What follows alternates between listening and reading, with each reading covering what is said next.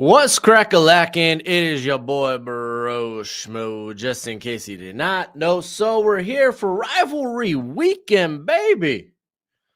Ohio State taking on Michigan. Oh, it ought to be a very interesting game today. But I got some of Gojo's picks for today. Ohio State -9.5. Hey, Ohio State. I know how that personally wouldn't even bet the game, wouldn't touch it.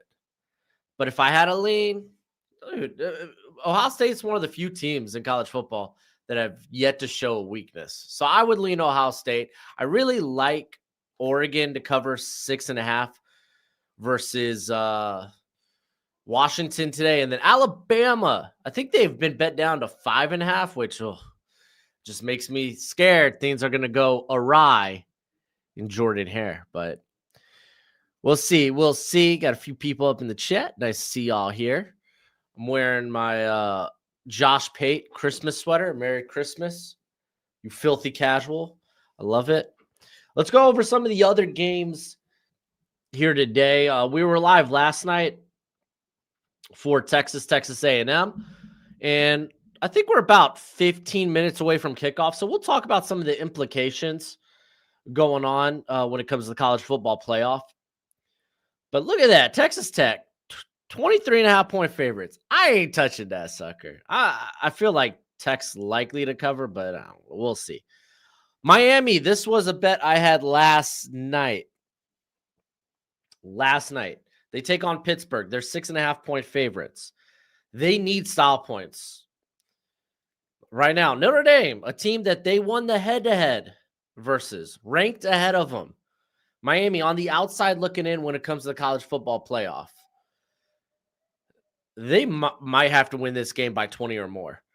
I made Miami their pick among my parlay today. I have a separate bet where I bet them up to -16.5. That's the kind of game Miami needs to have. I was tempted to go -20.5. They need style points. They need to win and win decisively today. And we'll kind of talk about that whole conundrum. Because right now, I think the college football playoff is heading towards some rocky territory. They're going to have to make a lot of tough decisions. And there's going to be a couple, I think, 10-2 teams on the outside looking in, feeling that they deserve to be here. But and they probably have a good case to be made, but we'll see. It's gonna be interesting. We'll go over some of the scenarios and what can happen. Kentucky's 2.5 point favorites over Louisville. Not touching it. I like South Carolina -2.5 to Clemson. Clemson's gonna play in a bowl game, a minor bowl game. South Carolina, this is their Super Bowl. There is no season after this. I think they're going to come out swinging. I know Clemson's been better the last few weeks, but I'd like to believe that the Gamecocks aren't going to just fade away into nothing. That they're going to go out swinging. That they're gonna look like they got some gas left in the tank. I'd like to believe that. We'll see if that actually comes to fruition.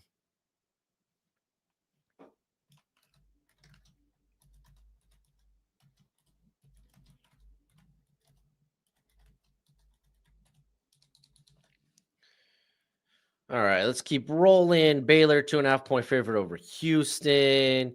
Kansas, -16.5 on Colorado. Excuse me. Oh, why am I nervous as heck as an Ohio State fan? Because it's Michigan. That's why. Y'all were three score favorites or last year, and you lost. That's why you're nervous. Oh man, Iowa State -13.5 versus Oklahoma State. Oklahoma State, they covered, I think, last week against Kansas. No, it would have been the week prior. And then they almost beat Central Florida. I feel like they're getting closer and closer and closer. I really wish that Oklahoma State was, if they were like closer to 20-point favorite or underdogs, I might be more willing to take them. ECU -6.5. Florida Atlantic played a really good game last week against UConn. Colorado. Toledo, they're -10.5 versus Central Michigan. BYU -17.5 versus Central Florida. I don't want to touch. Is there a game here that I'd be willing to touch? Like, okay, Western Kentucky -1.5. I'm not opposed to taking the favorite there. I'm not opposed to taking Western Kentucky. They played LSU tight about a week ago. They did lose by 20 to Florida International, so I don't love that. I really like Missouri State to cover 2.5 versus Louisiana Tech. I really also like, I think Kenshaw State's up here somewhere. I already mentioned I like Oregon -6.5 over Washington. Oklahoma, I wish if you want to bet that, I'd go -9.5 against LSU. Neither offense is really doing much of anything, you know. I wish I really the over under the point total is so low that I'm almost willing to take the over. Tennessee, they're -2.5 against Vandy. I would just ride Vandy just because of the story. I would love to see Vandy in the college football playoff. Missouri has been bet up. They were -3.5 yesterday. I'd probably take them in this game. Penn State, they were -13.5 yesterday. They're -14.5 today. Probably would ride with Penn State. I probably bet it down to 13.5. Here we go. Kenshaw State, only 1.5 point favorite over Liberty. I feel like I'd take that in a heartbeat. Oh, here's the big game. Troy, Southern Miss. Southern Miss has looked like dog water the last couple of weeks. Absolute dog water. They got railroaded by Texas State. South Alabama, don't be fooled. I think Southern Miss was down 28-0 at some point in that game. No, they were down 28-7. Now let's actually go by the play-by-play. They were down as much as 35-7 in that game. So pardon me if I'm willing to take Troy -6.5. Pardon me, because this is win and you get in. Win and you get to go face James Madison in the Sun Belt Conference Championship game. Troy does have some ugly losses this year. But I'd like to think they'll come out here and play well. I think ultimately I probably want to stay away, but I don't know. I lean Troy. Not to win, but to cover. James Madison, they've gone from like a 20.5 point favorite to close to 24.5. Let's see. Ooh, I think I might like Maryland +4.5 here. Alabama. Okay, this line's been all over the place.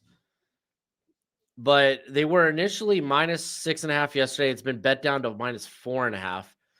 Man, some weird stuff's going to go down tonight in Jordan Hare, man. I feel it.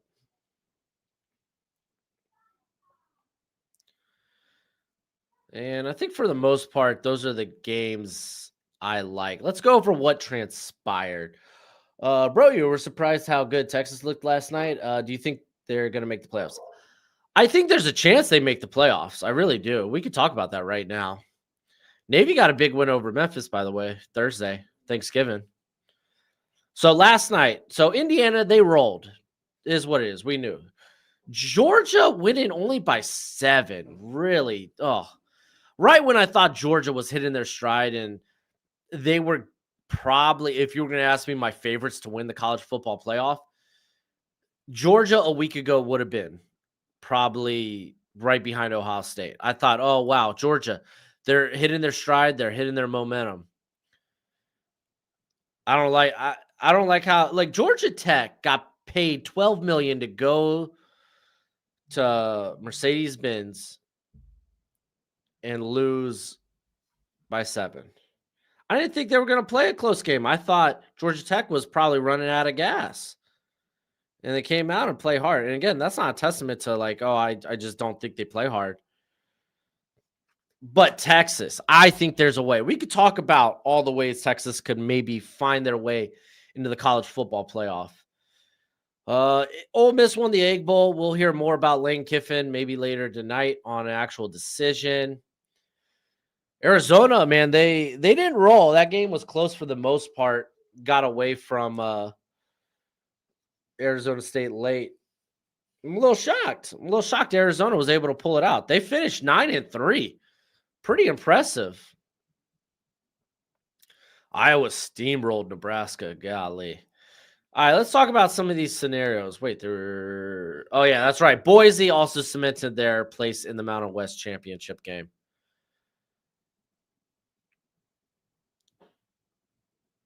All right. When is the game going to show? 12 minutes. We're 12 minutes away from kickoff. Logan, I still feel like Georgia could turn on the gear and just destroy everyone to the championship. I never doubt Kirby, as we shouldn't. We should never doubt Kirby. All right, let me hit the refresh button. See if they got updated. They probably don't have they don't have updated stand-ins. So we'll just figure it out. All right, let's look at the most plausible way for Texas. That's right. We're talking about Texas. What helps is wins over Vandy and Oklahoma. So even if they're a loss behind, let's say Oklahoma wins today, Vandy wins today. Oklahoma, best win, Alabama. Cool, they're ranked 10. Vandy, best win would be Tennessee. They're ranked 19. Texas, you have you have a win over both Vandy and Oklahoma. You do have an extra loss, but you have the best win among each other. There's a way that 9-3 Texas goes over both Oklahoma and Vandy. Certainly Vandy, but I think potentially Oklahoma. I think there's a way that the College Football Committee is okay with that. We're going to see, let's say Ohio State wins. Indiana, they're 12-0. A&M, they're going to drop. They're not playing the SEC championship game. Instead, it's going to be Georgia. We'll figure out, is that Alabama or is that going to be Ole Miss later tonight? But let's say for this, Alabama wins. So they go to 10-2. Notre Dame certainly should win. They're 32.5-point favorites over Stanford. Miami has to win. We'll talk about the predicament Miami's in a sec.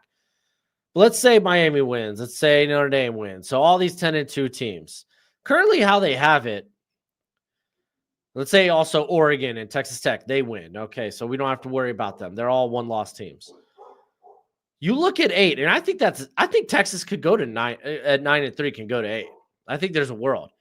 If Michigan wins today against Ohio State, that's just not good for Texas. That's just not good. Sorry, Texas, you're out. If Michigan somehow wins today. You got to remember, 11-12, being ranked at 11-12 don't really matter because of the ACC champion and of the Group of 5 champion. You got to be ranked in the top 10 if you're going to make it, I think, prior to conference championship weekend. So wherever Texas is, if they're on the outside looking in, even if they're ranked 11, even if they're ranked 12, then sorry, Texas, you're cooked. BYU complicates things so much for Texas. They kind of need BYU to lose today. I don't see that happening. Because you can't leave 11-1 BYU out of it if you're going to put in Texas. That's honestly the strangest thing. That's the catalyst right now for keeping Texas out, is that you're going to leave out a 1-loss Power 4 school to put in a 3-loss Power 4 school. In no world should Texas be in over BYU and they're separated by 2 games. You could make the argument, oh, strength of schedule, blah, blah, blah. BYU makes their conference championship game. No world should Texas be ahead of them.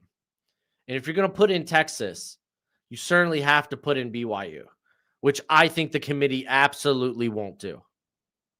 I just don't see it.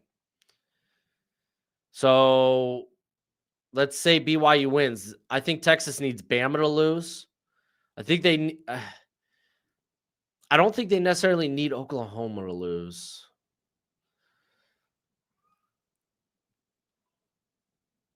I think the real question is, does Texas get in over 2-loss Miami and Notre Dame? But I think if Texas is going to get in, they need Bama to go down tonight.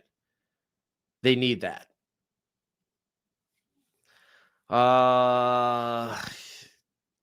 Yeah, but because I think you could then include Oklahoma, Texas, and then BYU. And then you could have Notre Dame and Miami on the outside looking in, because then that means they don't have to make a decision when it comes to, well, we have Notre Dame ranked higher, but Miami has the head-to-head, because resume matters. Screw the eye test. I know Notre Dame has looked like a better team recently. Screw the eye test. You play the season. You play the schedule. So you don't have to rely on the eye test, because any given Sunday, you could think, oh, well, 9 times out of 10, I think Notre Dame probably is a better team than Miami. Yeah. But you never know when that 1 out of 10 shot's going to happen. That's why you shouldn't leave things up to the eye test. Look at their resumes. Put in the most deserving teams. Now, let's quickly get to this Miami Notre Dame incoming disaster. I think that's about to happen. Both teams, let's say they both go 10-2. Notre Dame's best win would probably be USC. Miami, your best win? Oh, it happens to be Notre Dame? Okay. Oh, that's the problem. That's the problem. Well, maybe they have similar opponents. They have one similar opponent, I believe. It's Pittsburgh. That's why Miami needs the style points today. They need the style points. Oh, well, they have Syracuse. Both teams smashed Syracuse. So that's kind of irrelevant. Both teams smashed NC State. Miami actually won by more, by the way, against NC State. Let's actually bring up both their schedules. So, okay, before we get to Pitt and what Miami needs to do, let's look at like opponents. So Syracuse got smashed last week. Miami smashed them too, 38-10. No, it wasn't 70-7, but Miami also beat NC State 41-7 compared to Notre Dame, 36-7. I think that they will have a like opponent here in Stanford, which Miami beat 42-7. So it's kind of dumb that it's all kind of comes down to these teams that aren't that good that might decide this. Miami needs to beat Pittsburgh by 20 because I don't have faith the committee will put in Miami over Notre Dame by any means, unless Miami wins by 20 or more against Pitt, which is a shame because you hold the head-to-head. Which, honestly, you look at this schedule, there's a lot of things where it's like, okay, these are very similar teams. The head-to-head should be the deciding factor.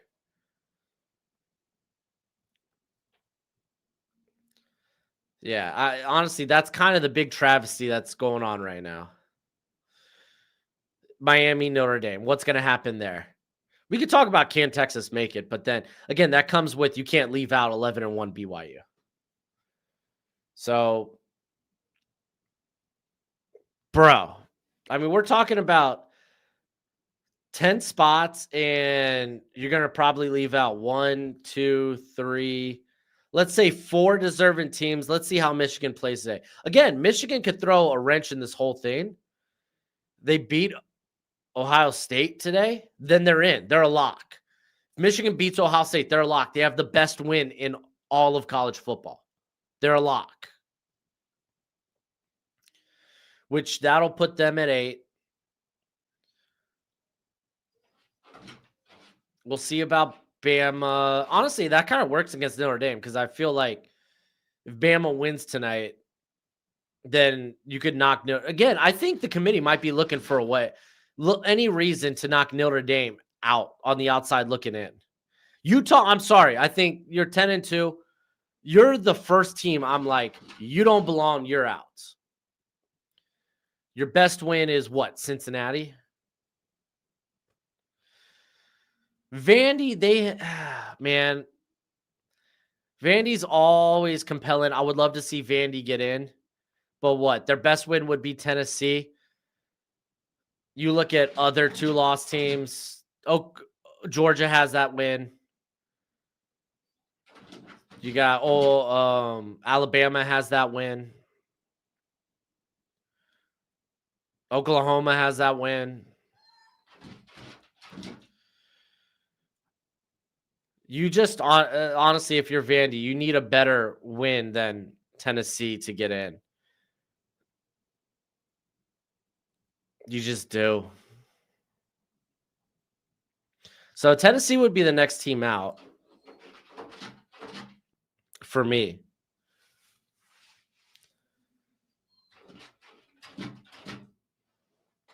Oh, this is going to be fascinating. Hey, baby, when you get a chance, can I get coffee?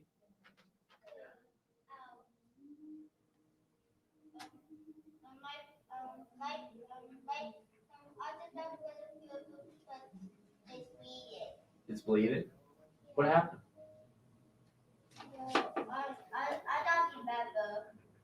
Oh, are you okay? Go tell mommy. Oh, okay. All right. Well, Daddy's gotta go work. Okay. All right. Love you. Gojo, can I get in my spot? We got Nintendo Mike up in the chat. How you doing, buddy? We got Echoes. I think the only way Texas gets in is if Oklahoma or Alabama loses today. I think Alabama needs to lose. That's a must. Oklahoma, I don't think has to lose. I think Texas having a win over Oklahoma and a good-looking win over Oklahoma carries a little bit of the weight and helps out. What up, Broshmo? German guy here. Ah, very nice. With a new name. Oh, okay, Jero. I think Gooseby will declare. He played great yesterday. I love Gooseby. Trevor Gooseby has been my guy all year. I think there's a good shot he declares too, just because you're in a class that doesn't have a lot of guys with arm length. BYU will be playing against Texas Tech in the Big 12 championship game. Yes, they will, Matthew. I don't think that really means anything. They could lose that game by however many, and that won't change the committee not wanting to put BYU in. See, that's kind of the only problem right now for Texas. It's like you can't put in 3-loss Texas and leave out 1-loss BYU. Don't even call it the Power 4 anymore at that point. All right, so Michigan's going to start with the ball. All right, Gojo, you went out as quickly as you wanted in. There you go, bud.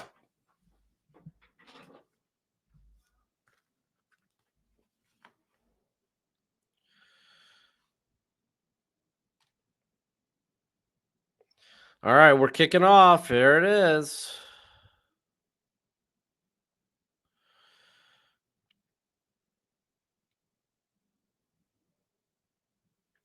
Oh, Jacob Rodriguez had another Russian touchdown today. Bro, they're pushing the Heisman hype on him. I hope he makes it to the ceremony. Broshmo, are you going to see the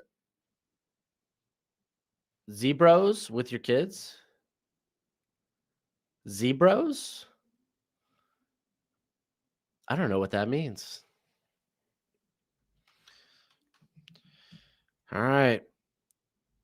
Let's see. Ohio State has been a little squishy versus the run. I think they've allowed a few explosive run plays this year. You don't have Justice Hayes. Oh, but you have Jordan Marshall, who's out across the 50 down to around the 40. Officially the 39.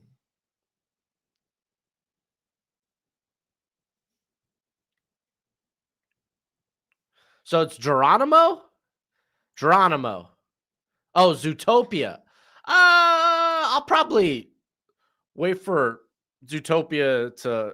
It's probably going to be out fairly quickly as far as streaming. Probably be on Paramount or something. So yeah, we'll probably watch Zootopia. Zootopia 2, I should say. All right, 1st and 10. Dumping it to Marshall. He's out past the 30 down to the 27. And oh man, Michigan starting the way that they needed.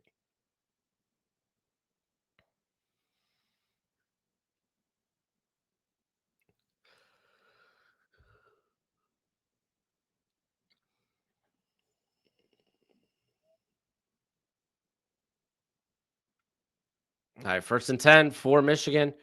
We're going to get a handoff here.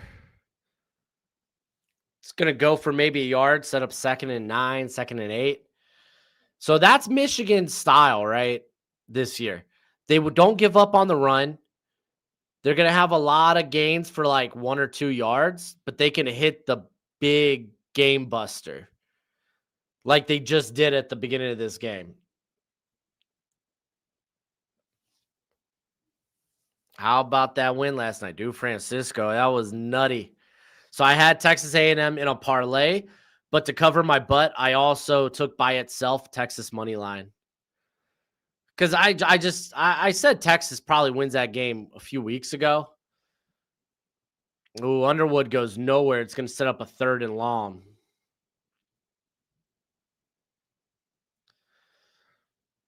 Yeah, a couple of weeks ago, I was feeling Texas will win that game against A&M, but I just love A&M so much as a team. All right, 39. And we got a timeout. Ohio State.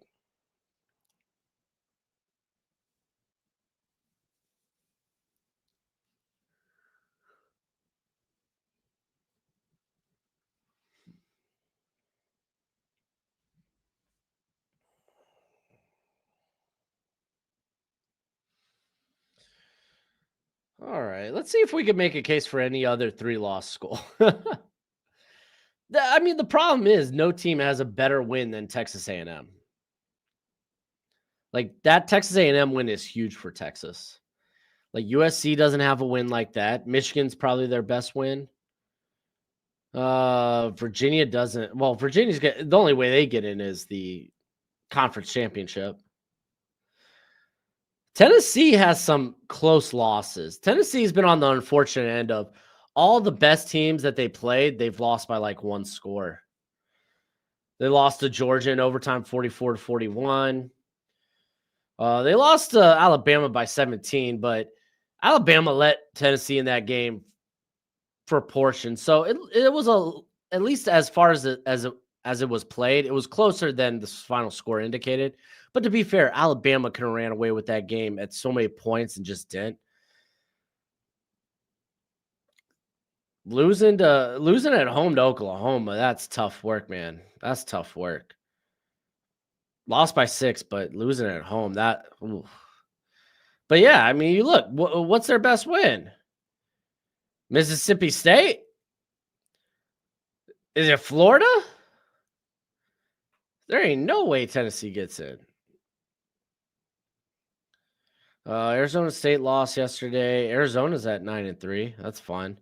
But yeah, no team really has a case that can be made with 3 losses outside of really Texas. USC's close, but no cigar. It comes down to Texas. Should they get in? I feel like the group of 5 should at least in the final 20 rankings to get that spot. Group of 5 gets an automatic bid regardless. They don't need to be in the top 20, I believe. Let me see. Let me just check real quick. College football playoff rules.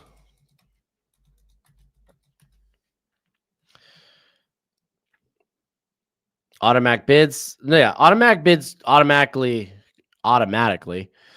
go to the 5 highest ranked conference champions. That's going to be an ACC team because SMU they had ahead of your first group of 5 team, and then Tulane currently, but it's either we know it's Tulane, it's North Texas, or it's James Madison. Oh, try to get it out on a screen.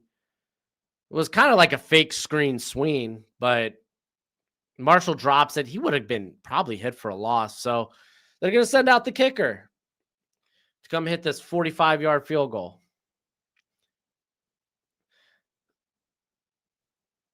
They should have to be in the top 20, but they don't have to be. That's not the rules. So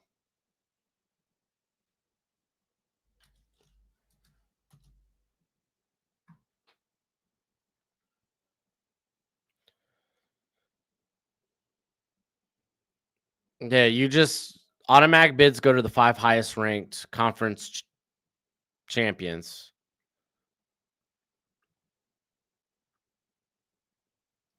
And it's good. Just like that, Michigan, they're up 3-0. They strike first blood. The only way a 3-loss team gets in the college football playoff is potentially SMU winning the ACC championship game. I wouldn't doubt the college football committees want to put Texas in. If you think they won't try to make excuses for Texas to potentially get in, I think they will. Now, some things need to happen, I think, for it to be a consideration. Alabama does have to lose.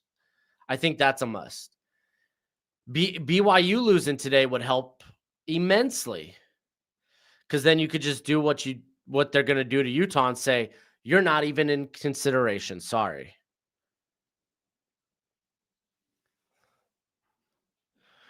I think they need Ohio State to win. 10-2. Michigan with a win over Ohio State complicates things for Texas. So I think those are the 3 things that need to happen for Texas to get in. Ohio State winning should be likely.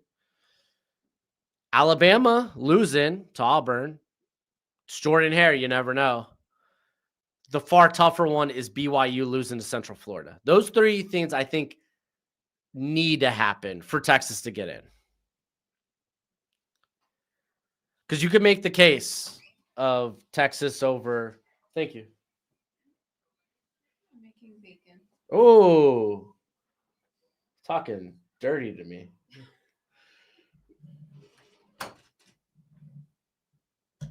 My wife came in and said, I'm making bacon. And I'm like, oh, you're talking dirty to me.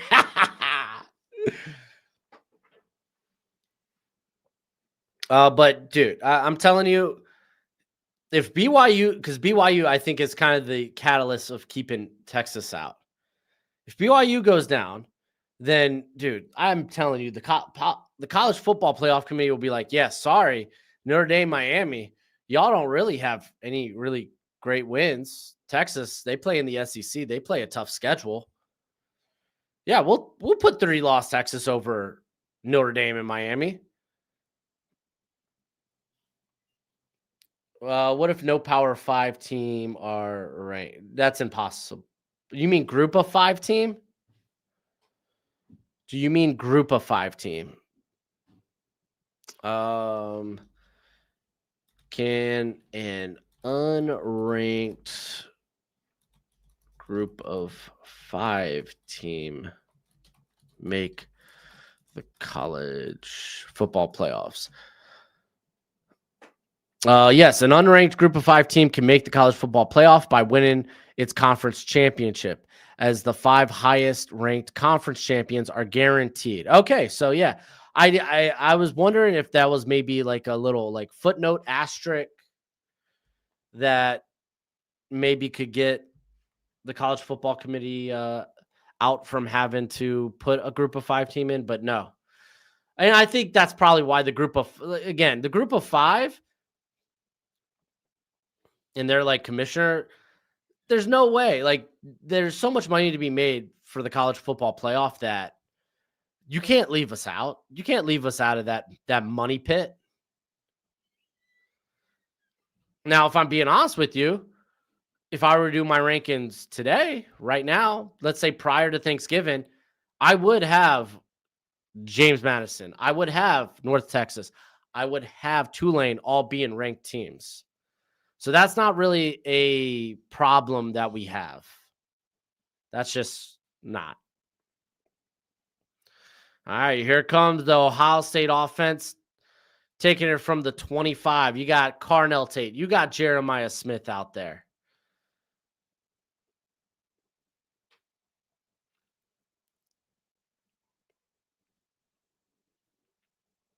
All right, 1st and 10. Fake the handoff. Oh, they want to go deep. Oh, Carnell Tate almost had that. That was good defense by, is that Benny or Barry? I said Benny. Yeah, was that Rayshon Benny, the 295 pounder? No, that was Barry. Very good coverage. Got his head around. Yo, what is Barry's eligibility? I need to put this dude on my watch list.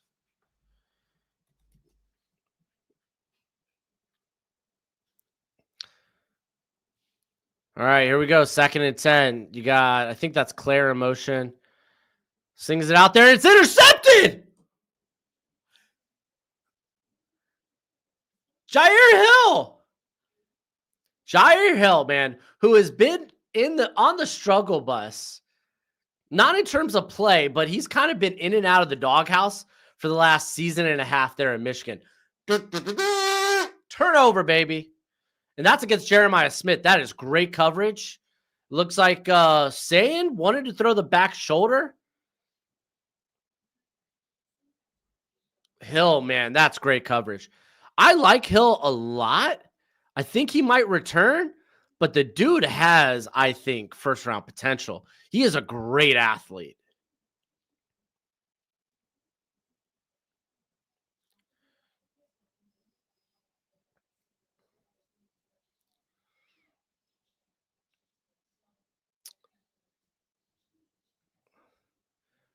Okay, Zeke Berry is eligible for this season.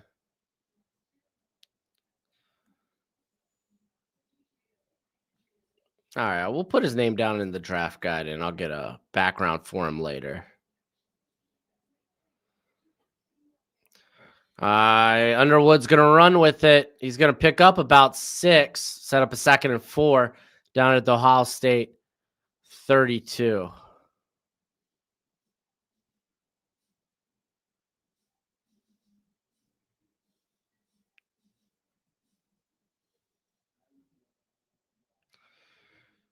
Man, if I'm Michigan, you're looking for touchdown. You're looking to strike blood. You want a 2-possession lead. I would be, if it's within reason, I'm going for it on 4th down. Handoff here to Marshall, who gets the 1st and then some out past the 20, down to the 15, down to the 10. What a run.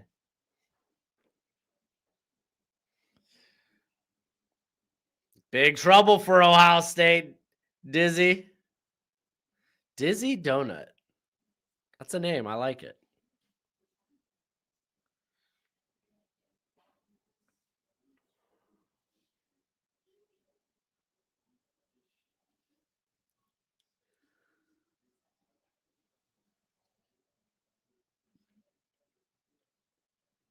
Oh, can you imagine the chaos if Michigan wins this game?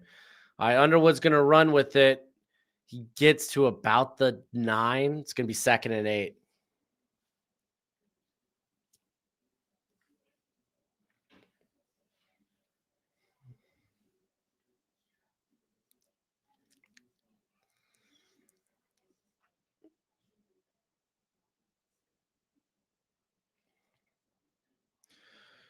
Second and 8.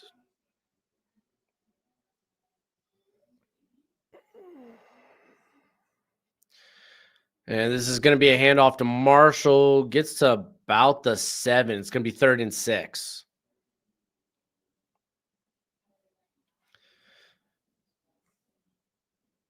Marshall's arm is hanging. I wonder if his shoulder's okay.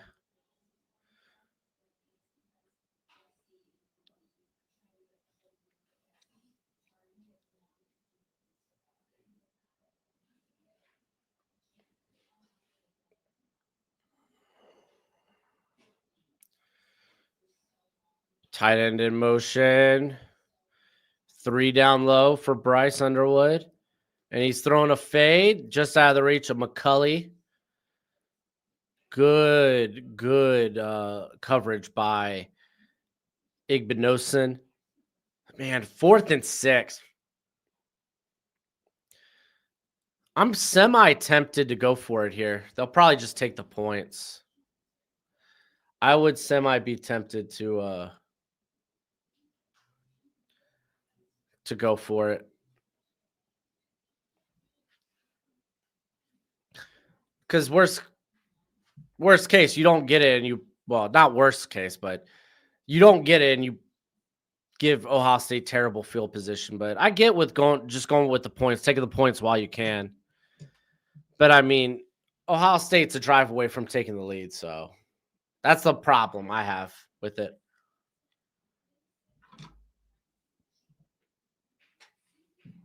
Or maybe you just rely on the defense. 6-0 ball game.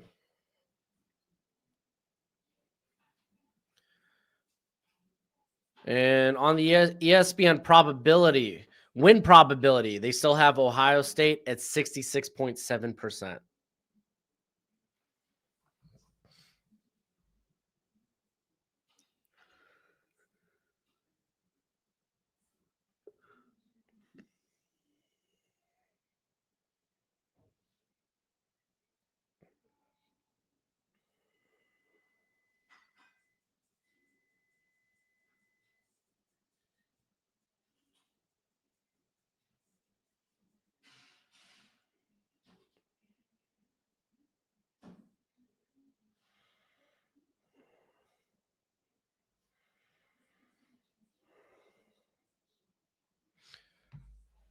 Ohio State needs to score here, or they are heading for Cancun.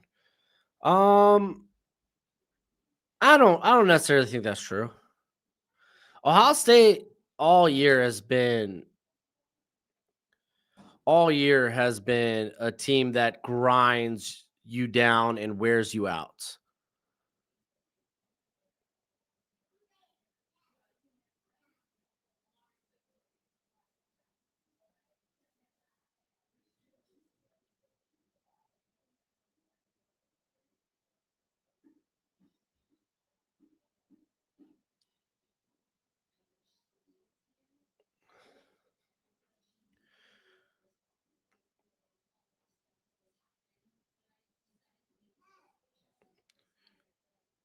Hey, Kirito, what's up, papi?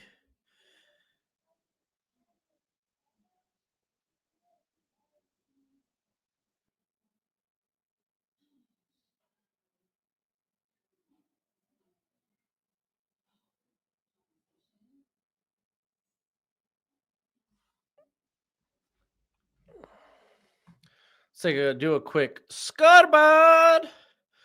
scoreboard presented by our friends over at Underdog Fantasy. Download the app, sign up with promo code Broshmo. They match that first deposit up to $1,000 dues. But as always, play responsibly, play within your means. A&M, Texas Tech, they're up 14-0, just like that. Will they cover 23.5? Probably. Miami's up 3-0. Again, they kind of got to win by 20 today. That's my take. Louisville's up 7-0 on Kentucky. We got no score in South Carolina, Clemson. Houston's up 7-0 on Baylor. We got Kansas State up 7-0 on Colorado. Iowa State's up 3-0 on Oklahoma State. ECU, they're up 21-0 already on Florida Atlantic. Guys, Florida Atlantic was down 24-3 to UConn last week in the first quarter. Be patient. Miami, Ohio's up 14-7 on Ball State. Alabama -6.5. Yeah. Sorry, bro. Jordan Hare only has so much magic, I feel like. We'll see, though. Those games are always interesting. Let's not pretend like Alabama has played a complete game this season.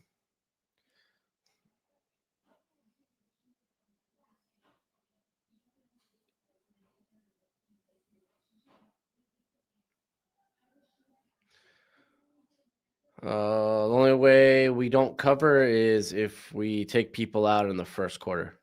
I think we take them out after half. Texas game was nuts, yeah. Almost a big run.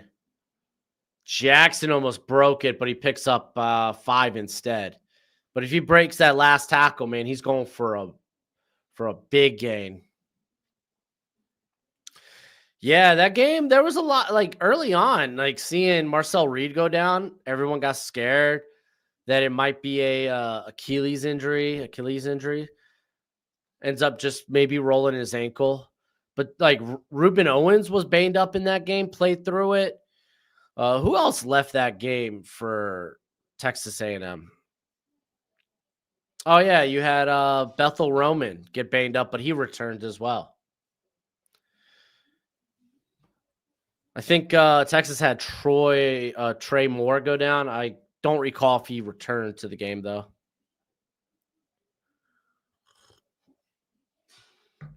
Suppose I could look it up.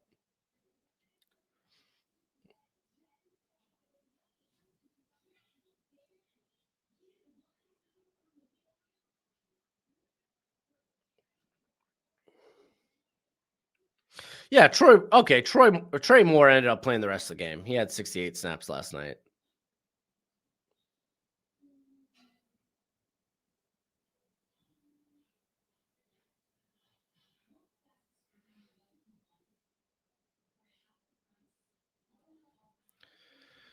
All right, 2nd and 5. Bo Jackson in the pistol. We're going to get the handoff. It's going to pick up about... Oh, there's some shoving. I like it. We're feisty. But it's going to be a 3rd and 2.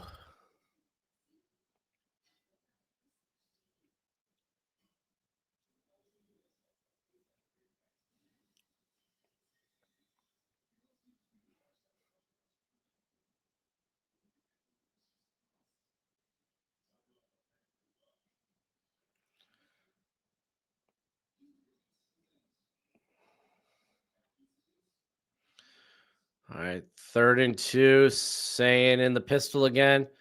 Fakes a handoff. He's rolling out. It's a chip and leak by the tight end for the first down.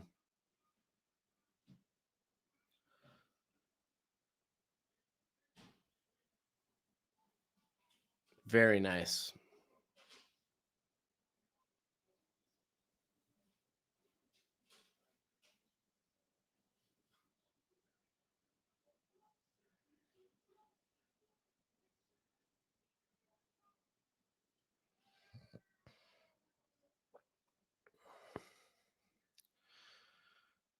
And fake the handoff again. He's going to dump it down to Jackson, who's got some space in front of him. He's out to the Michigan 39. Nice pitch and catch. Oh, and Jair Hill and Bo Jackson are mouthing off at one another. Oh, I like it.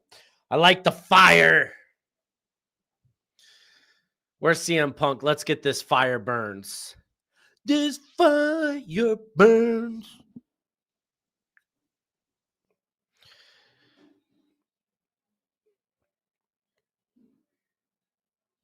No, they're getting chippy, and I like it. It's how football should be played.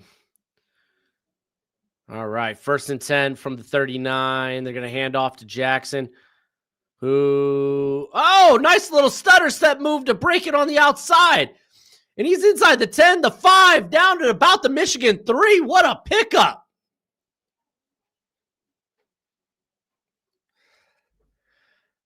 Little dead leg. I like it. Oh, he got rolled her on that. Little dead leg. Got some space and room on the outside. Good blocking by the wide receivers downfield as well. Out there on the perimeter.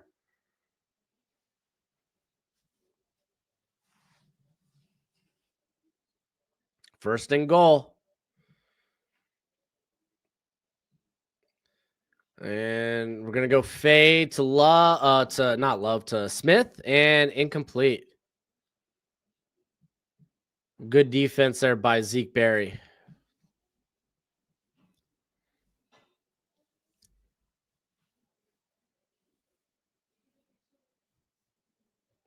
Would Ohio State play Indiana in the Big Ten championship game if they lose? Nope, because Michigan's only loss in conference play this year has been to USC. Michigan would be in the Big Ten championship game. Oh, they handed it off to Donaldson, who actually loses a yard or two.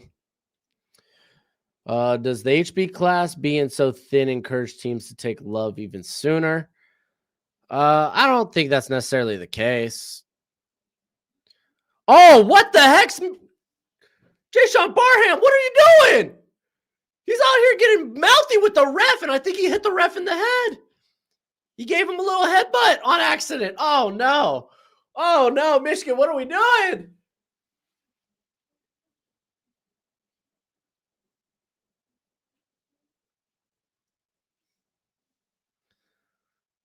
He's ejected. Oh, they're not going to eject. Okay, they're not going to eject him. They're just going to hit him with unsportsmanlike conduct. But automatic first down. What the heck, bro? I thought he was going thrown out, bro. That's insane. What are you doing, Barham?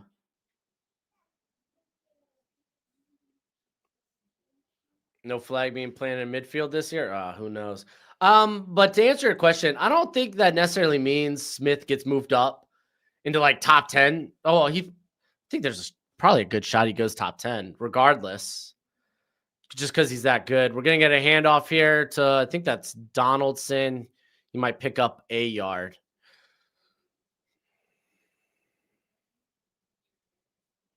Ohio State, if they win, they certainly should plant a flag. They certainly should plant a flag.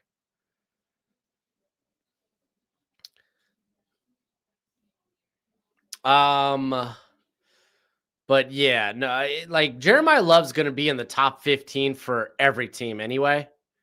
I don't think the class being thin means he goes higher. And they're going to mark Donaldson down at the half-yard line. Kirito, he says, Virginia threw it. Was a good idea to go for it on 4th and 1 on their 30 against Texas Tech's defense. Well, to be fair, if you're West Virginia, you're playing to win and you're down 14-0 early, you kind of have to make you got to make some risky calls and take some chances. So that's not on West Virginia. You already couldn't stop them for 2 straight drives. Got a player down for Michigan right now.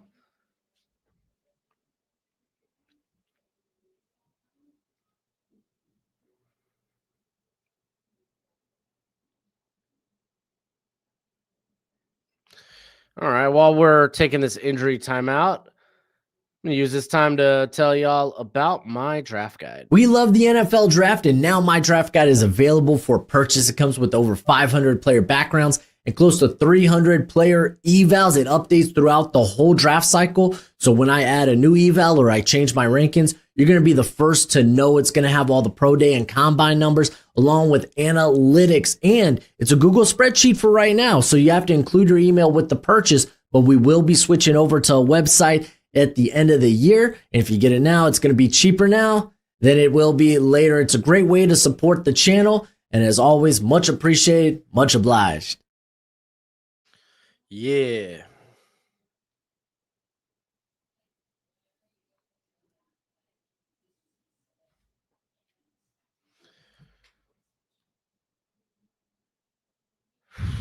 Man, this game's getting hot and heavy early.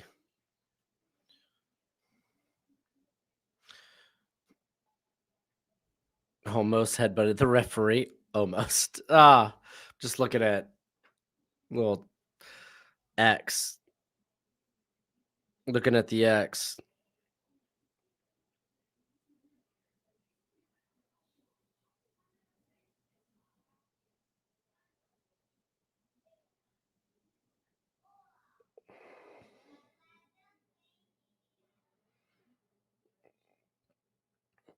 Yeah, that's wild. I love Jayshon Barham, but he should have been thrown out the game. Michigan going to win this game. Oh, dude, we're only 10 minutes into the game. Let's slow the roll. Slow the roll.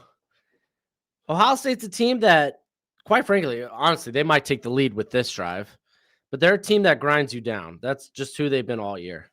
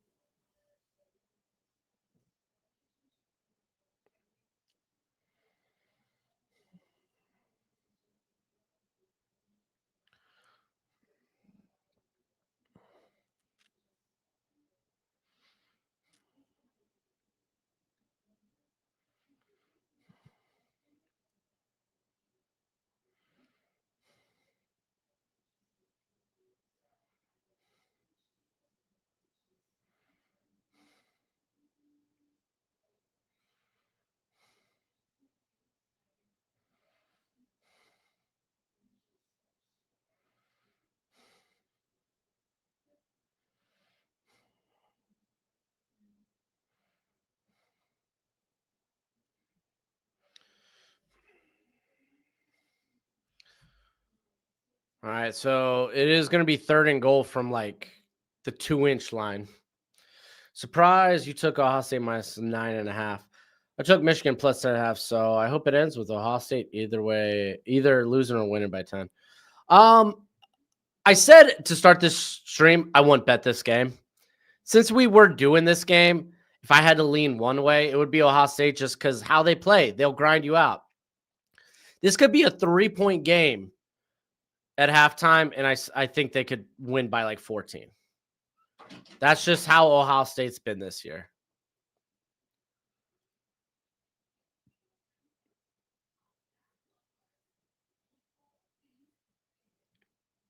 All right, so he's gonna be short. Wait, are they calling touchdown?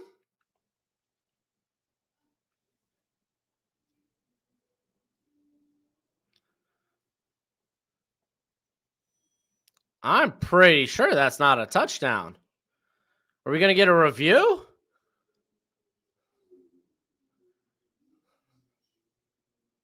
Okay, it's under review. It's under review.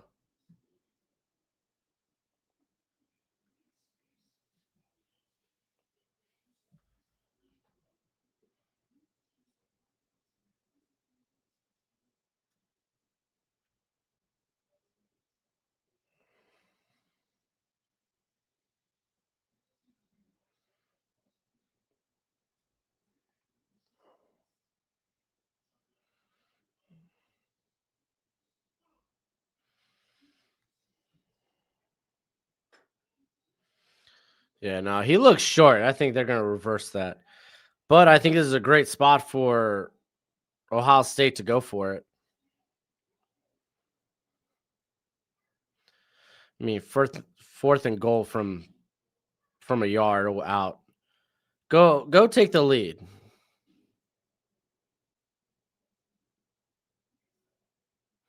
The whole Buckeye defense makes it difficult to see the review. You mean the offensive line?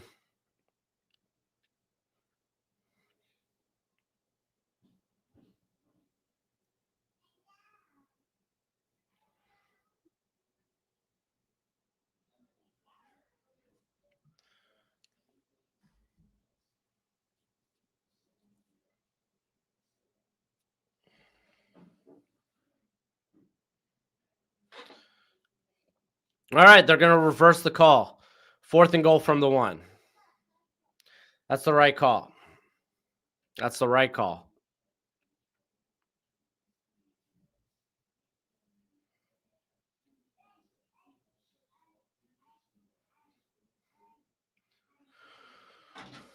Now are we going to see a 4th down stop? 4th and goal. A goal line stand, if you will.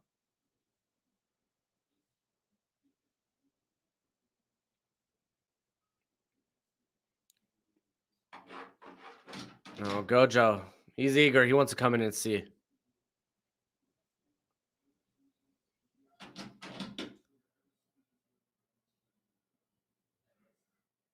Oh, they blow it dead. There's a flag. Gojo? Oh. This bro just ding-dong ditched my door. They call a false start? Oh, now you got to kick it. Oh, yeah, he flinched.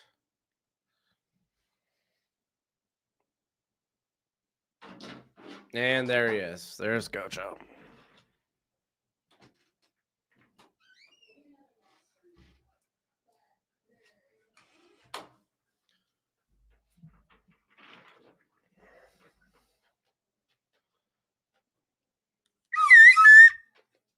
Sneaks in, but it's good.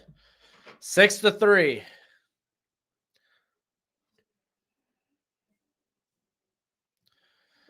Kirito is you. Get out of my house.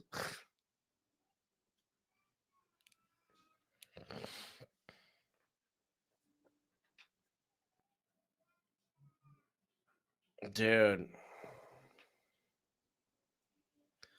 What a goal line stand for the Wolverines. Oh, that oughta rile you up, get you going.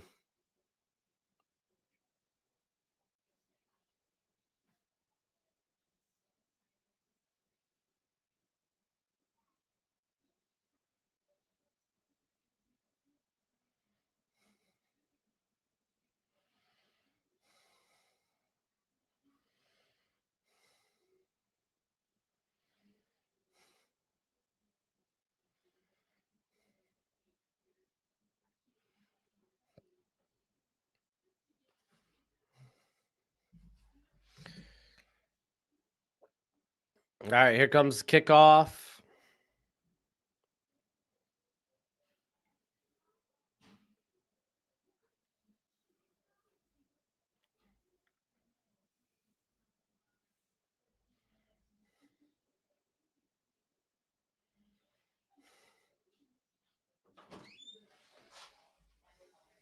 Do you want a bacon sandwich or do you want like bacon and eggs? I think a sandwich. You want like turkey on it? No. I want a nice classic bacon sandwich. Please? Thank you. All right, 1st and 10 from the 25. We're going to get a handoff here. That's Coastal. Going to pick up about 5, set up 2nd and 5. Michigan should win by at least 7 points. Ohio State can't do much here today. I don't think anybody gets how Ohio State plays football. Has anyone watched Ohio State play football this year? They were only up 17-14 at halftime against Penn State and then won that game by like 24. They grind teams out. If you think they're dead in the water just based on the first quarter, I suggest you watch the other 3 quarters. All right, Curry making a stop there. There's a flag. Holding on the offense.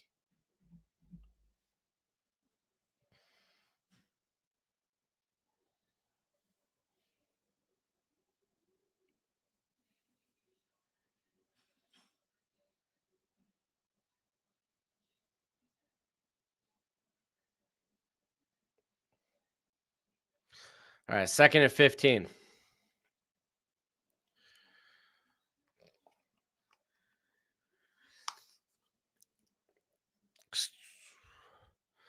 Oh, excuse me, 3rd and 5. They decide to decline the penalty.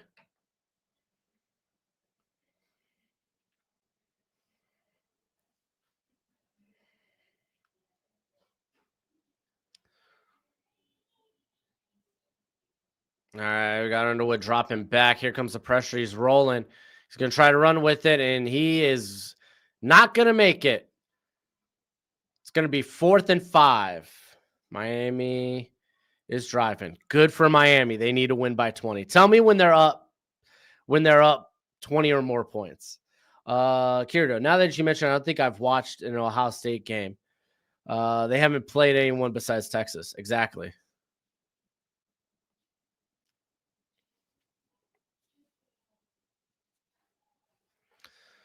But Ohio State has dominated teams this year. What their closest margin of victory thus far was that Texas. Okay, if we take the Texas game out, because it was a season opener, I think both teams had some hiccups. They played with the yips. But outside of that, probably their closest margin of victory was against Washington, 4th game of the season, where they won by 18. Listen, they're slow going. Ohio State grinds you out. They have the athletes. They have the talent to do so.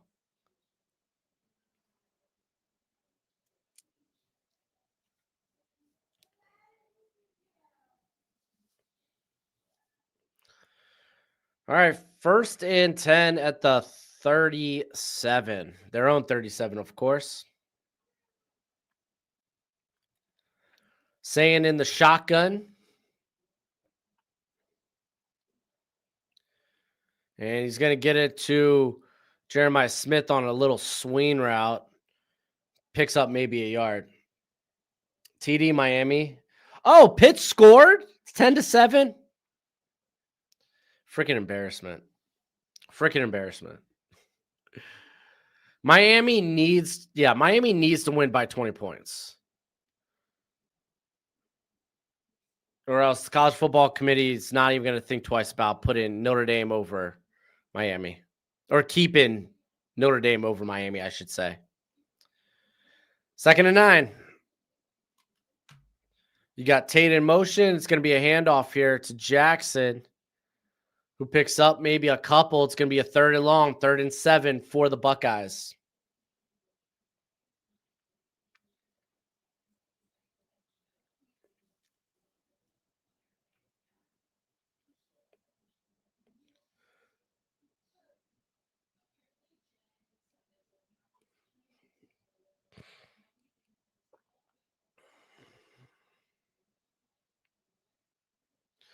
Look at these 2 old former NFL DCs. And Wink Martindale. I loved Wink Martindale in the NFL.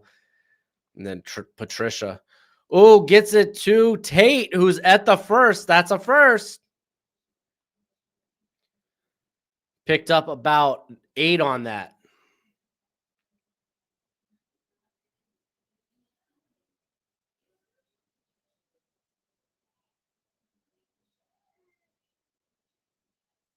All right, we got 1st and 10.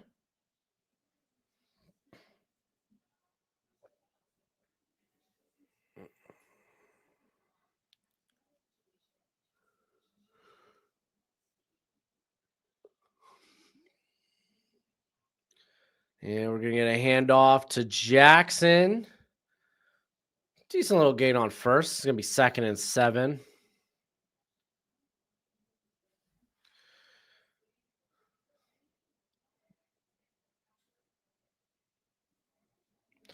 This might be a Penn State type game. Ohio State plays it close. Then second half, they come out guns blazing. I literally just brought up that example. Ohio State grinds you down and grinds you out. All right, no play here. That's the end of the first quarter. Let's do a scuttlebutt. Texas Tech's up 21-0 on West Virginia. Miami's up 10-7 on Pitt. They need to do what Louisville's right now doing to Kentucky. Louisville up 17-0. Clemson and South Carolina are tied up at 7-all. But you do have Clemson at the goal line. Houston's up 14-3 on Baylor. Kansas State's still up 7-0 on Colorado. Iowa State's up 10-0 on Oklahoma State. ECU's up 28-3 on Florida Atlantic. Still no score in the Toledo Central Michigan game. Miami, Ohio's up 21-10 on Ball State. No score in the or did this game just? No, this game just started. Okay, I was like, no score.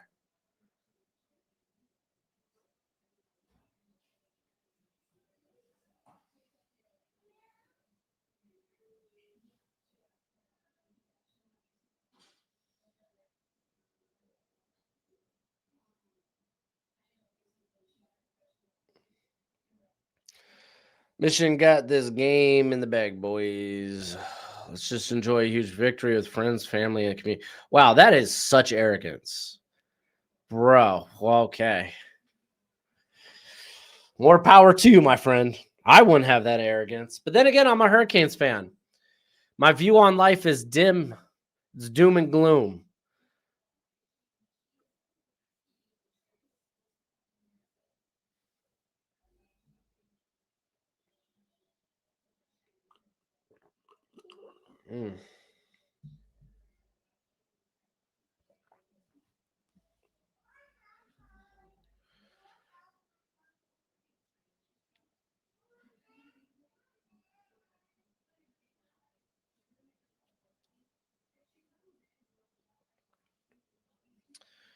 Dang, dude. Looks like Pitt's moving again. Where's that Miami defense?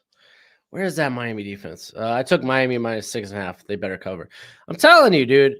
If Miami, listen, it's either lose the game or win by 20 or more.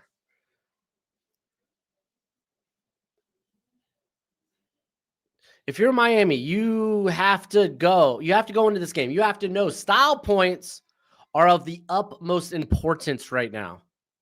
Then again, Miami, they've played teams close early on and then kind of pulled away. Granted, those were not great teams. I think Stanford, they played close in the first quarter and then just started rolling by the second half. We could actually look that up real quick.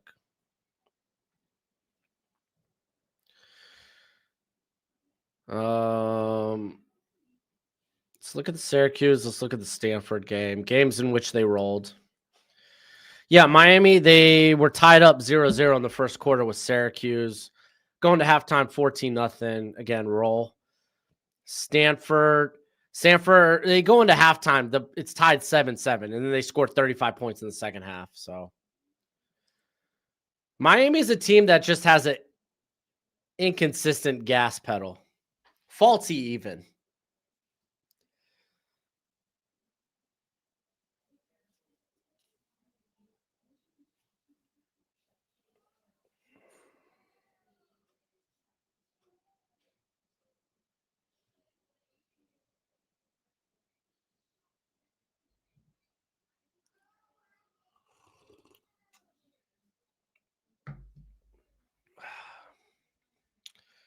All right, we're back from commercial. We're back to start the second quarter. 2nd and 7, saying he's got Jackson out to his right, along with Max Clare. And they're handing it off and picking up a yard. Just a yard.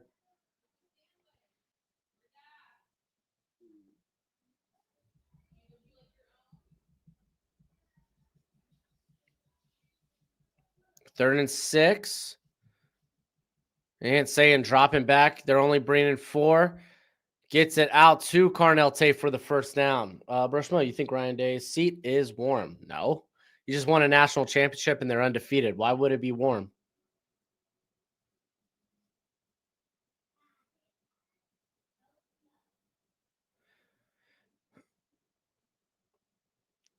All right, we got 1st and 10 here.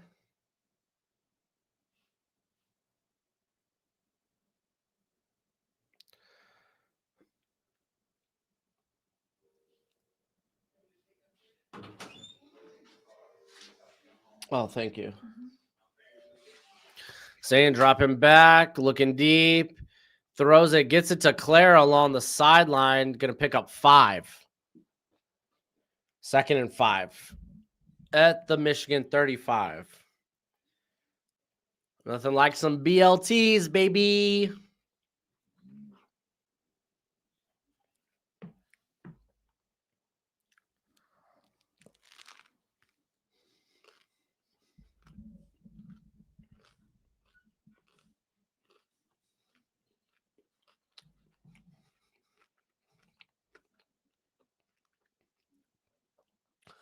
All right, 2nd and 5. Kirito, that's a great trade-off.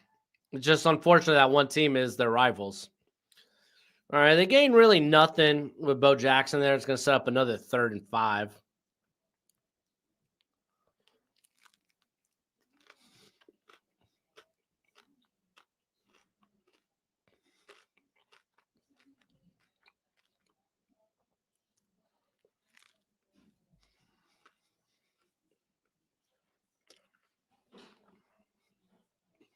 You got Shane in shotgun.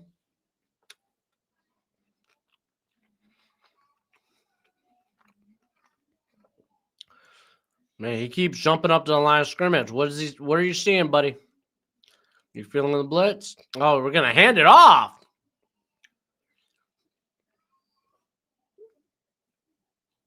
Running on 3rd and 5 to maybe set up 4th and short. What are we doing here?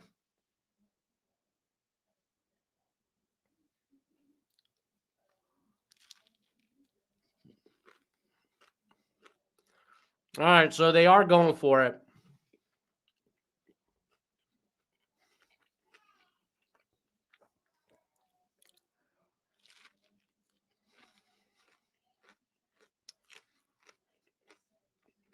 Play clock at 10. I'd say. Oh, Saying taking a shot deep. And Jeremiah Love gets it. Touchdown. Touchdown. Michigan on 4th and 5. They take a shot downfield and connect with stinking Jeremiah Smith for the 35-yard tutty.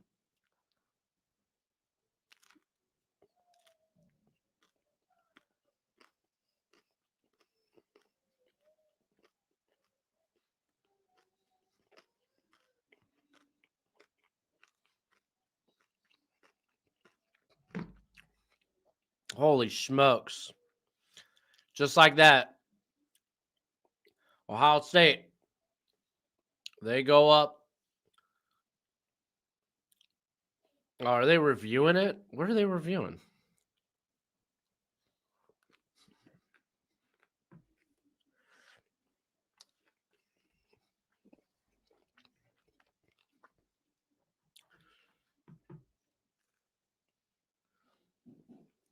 I don't know what they're reviewing.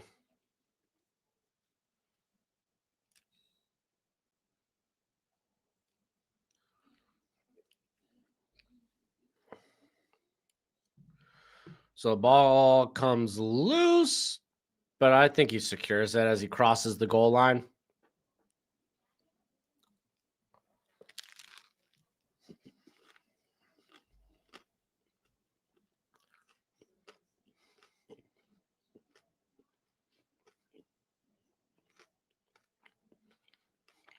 Uh-oh. This would be the most finicky thing.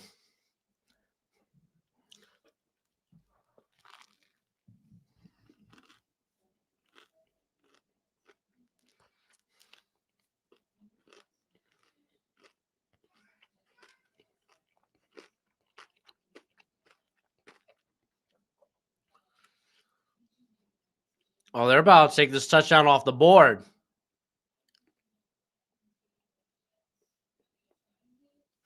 Does it? I think he might cross the plane though, while he has control. Yeah, I feel like he's already crossed the plane with control.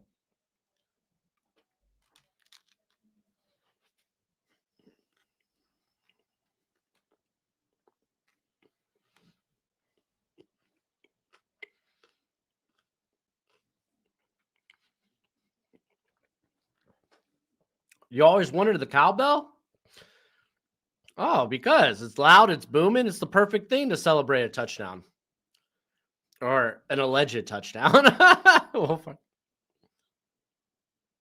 It's a touchdown. Okay. I thought he may have regained, like, had control as he was crossing the plane and then went to go readjust. So, touchdown.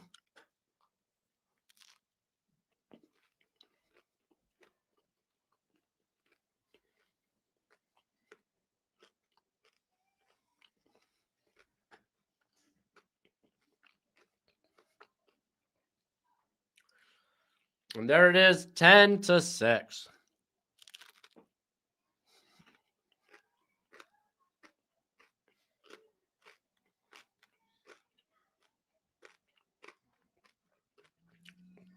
Man, that was almost wonky.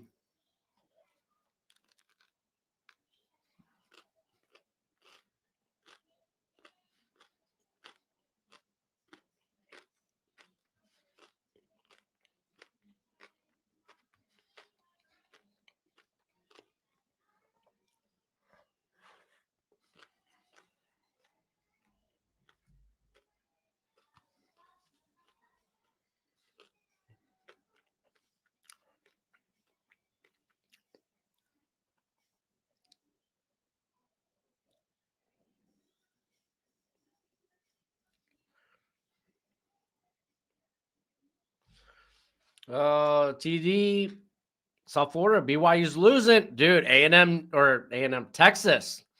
They honestly, a BYU loss might be the most important thing for Texas today. It's if some way BYU bundles it.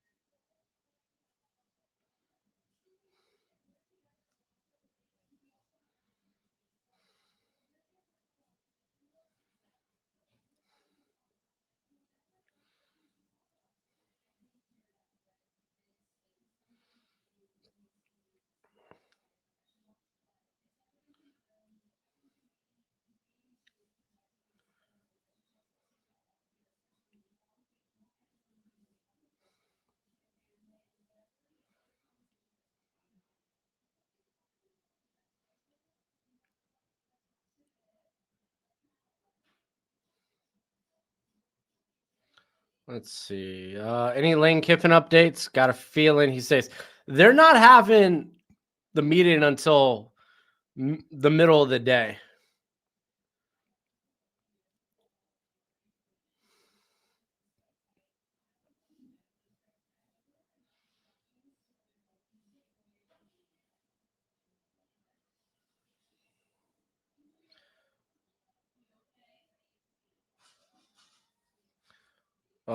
Pitt missed a field goal. Good. We need all the points. Yeah, I saw. Yeah, I mentioned it earlier, Kirito, that Jacob Rodriguez scored another Russian touchdown today.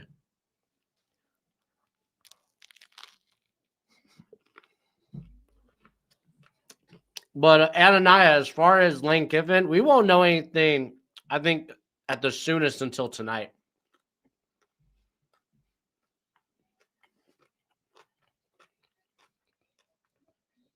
Yeah, we're going to get a return here.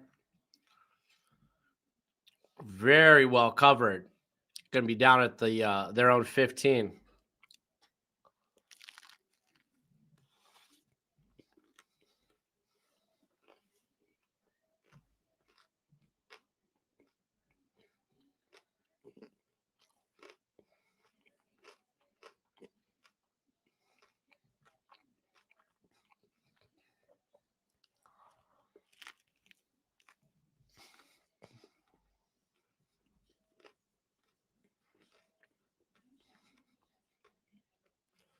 All right, here's 1st and 10.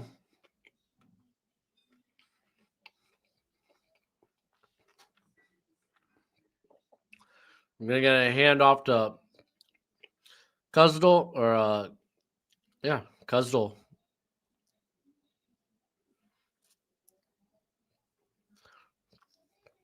Picked up a couple. No Jordan Marshall right now. It's kind of important to note. It's a big hit.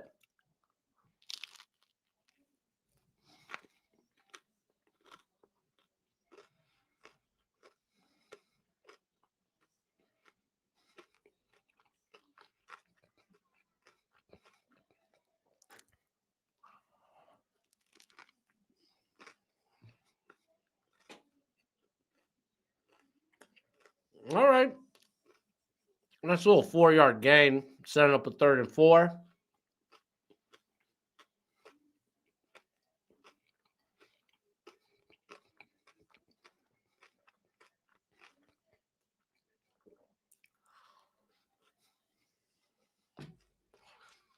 I don't know what dropping back. Going deep. Incomplete. And there's a flag. Uh-oh.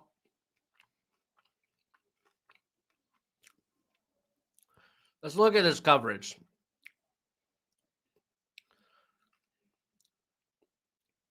Oh, that's such light contact.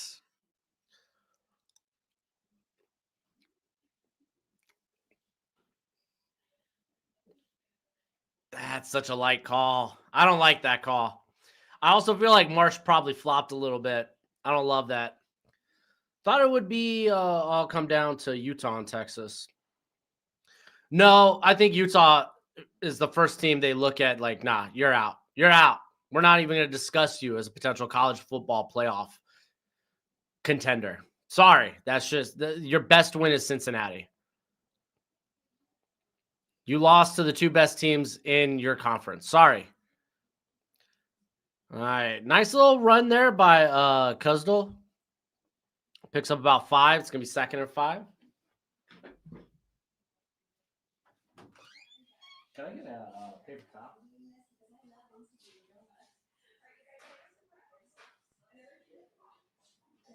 Hey, buddy. All right. 2nd and 5.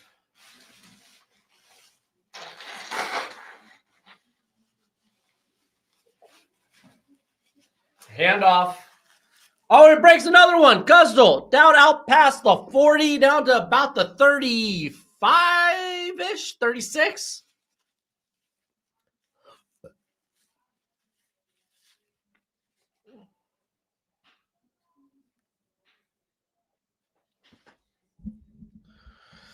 Kirito, we don't like the college football playoff, their words, they don't penalize teams that lose in the conference championship.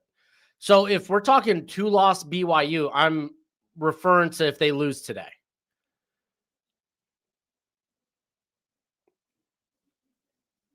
All right, coming out of the Pistols, Underwood going to get the handoff to Kuzdal. Ooh, picks up about a yard, maybe 2. It's going to be 2nd and 8 from the Ohio State 34.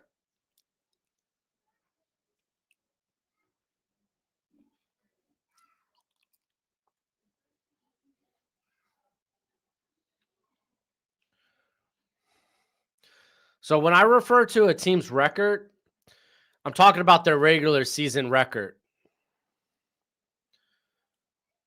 So when I talk about 10 and 2, well, 10 and 2 BYU should be a little obvious that I'm talking about regular season. And if they lose to Central Florida today, another handoff to Kuzdal. Oh, nice stop there. Who was that in on the tackle? Was that Sonny Styles? Golly. All right, it's going to be 3rd and 6.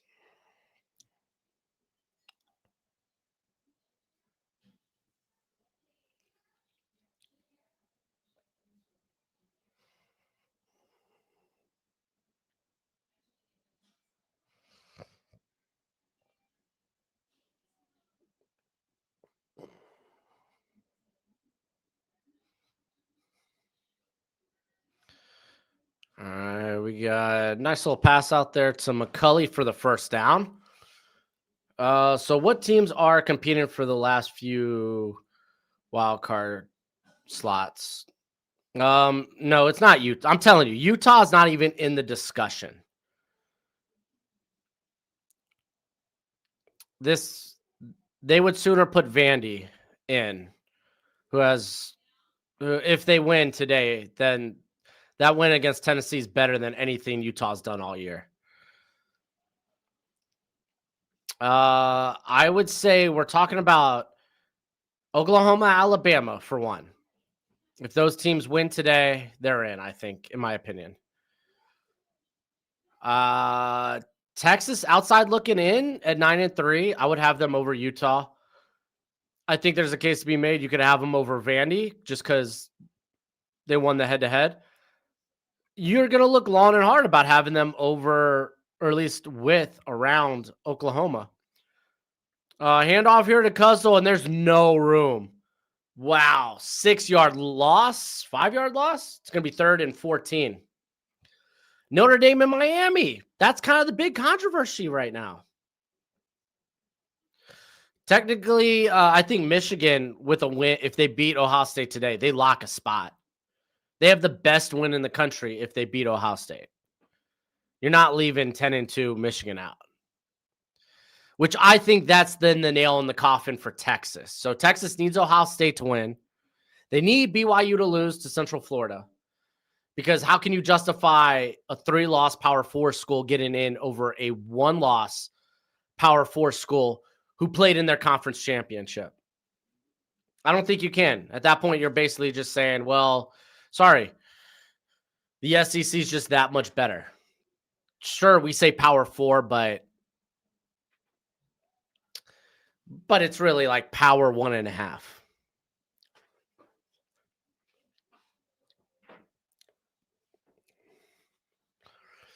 All right, so we got a field goal coming up. Here, let's take a look. So again, assuming Oregon wins today, Texas Tech's well on their way. Let's not get into the Michigan if they win, because honestly, they win, they're in. That's how I see it. So let's just say Ohio State wins, because then, I mean, again, if Michigan wins, then we're taking away another spot, and suddenly we only have 2 available spots because of the ACC and the Group of 5 champion. So we're talking about these 3 spots. How does Texas get in here? Well, Alabama loss helps them out immensely. I think the problem there lies, like, you have to include BYU in this some way, somehow.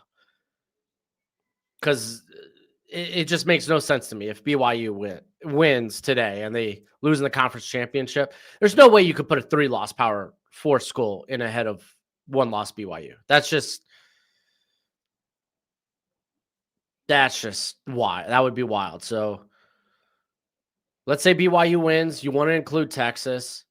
You got to include Oklahoma then. They need Alabama to lose. They need either Alabama or BYU to lose, to have a chance.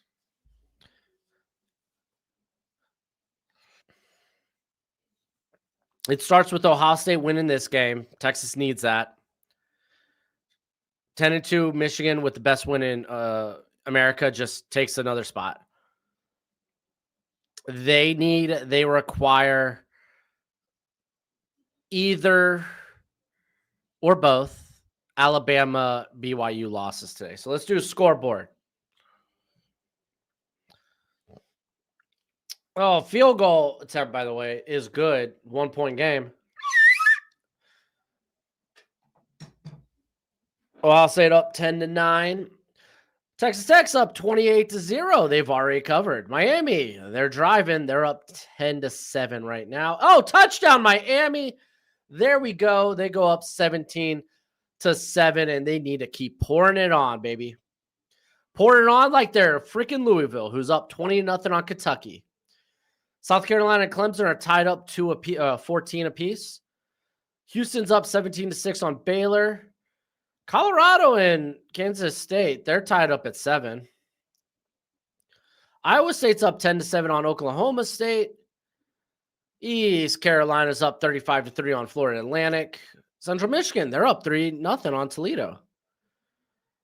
Miami, Ohio's up 28-10 on Ball State. Dude, BYU, you're at home. You're at home in a must-win game.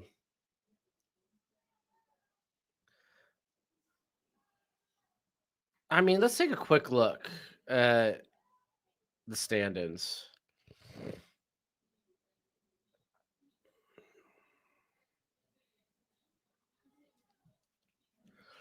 Yeah, no, since they have the tiebreaker over Utah, BYU's in the Big 12 championship regardless. But if they lose today, then their only way into the to the college football playoff is winning the Big 12. Currently, Central Florida is up 7-0. Oh, they're up 14-0. BYU has made comebacks this year. Do not fret. They were down 10-0 heading into the fourth quarter against Arizona at Arizona in Tucson. UTEP Delaware tied up at 7. Florida International, Sam Houston tied up at 7.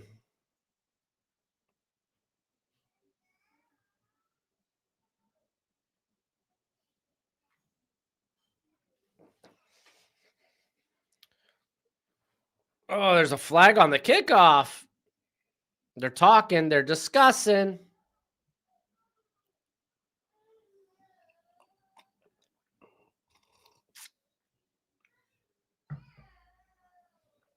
Turn your mic on, for goodness sake. I can't hear what you're calling.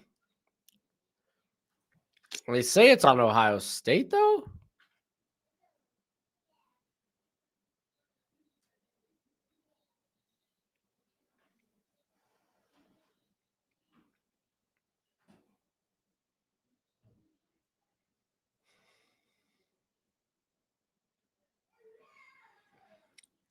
Unsportsmanlike conduct against Ohio State.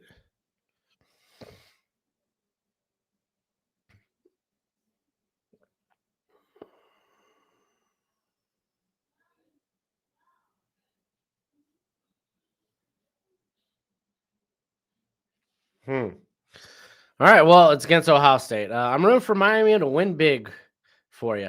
Echoes, me too. Wouldn't that be wild if everything just played into Texas's favor today? Ohio State wins, Alabama loses, BYU loses. Golly, talk about being favored by the gods. They get it to Cardinal Tate, who gets it for a first down.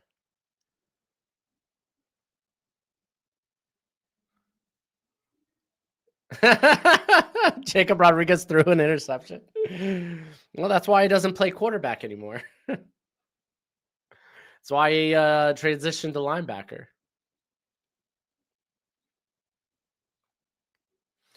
Okay, technically 2nd and 1 here for Ohio State. Fake the handoff. Good pickup in pass pro by Bo Jackson. Nice catch. Oh, and that's the backup tight end. He only had 7 catches coming into this game.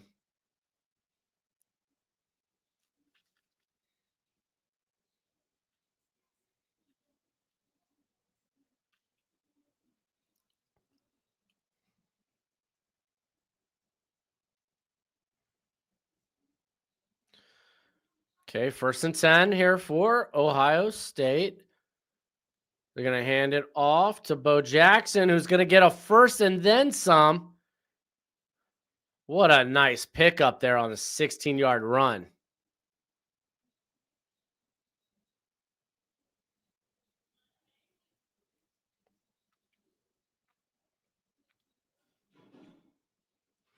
They're going to be down to the Michigan 37. They're driving.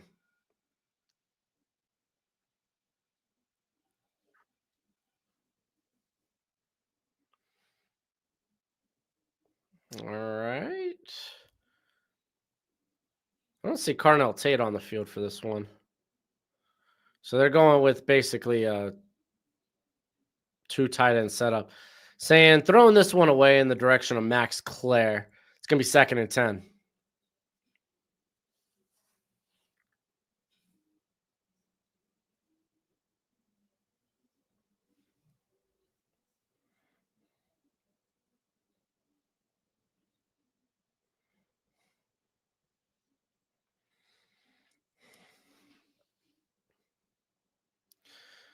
Here comes 2nd and 10.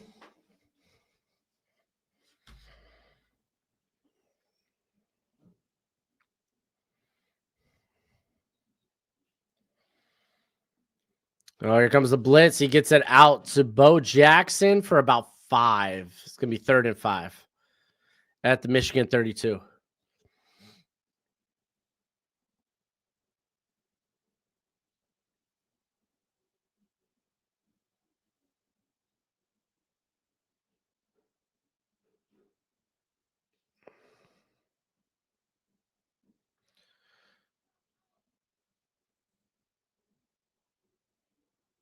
No, they got Tate still on the sidelines. He's been picking up first downs for him all day.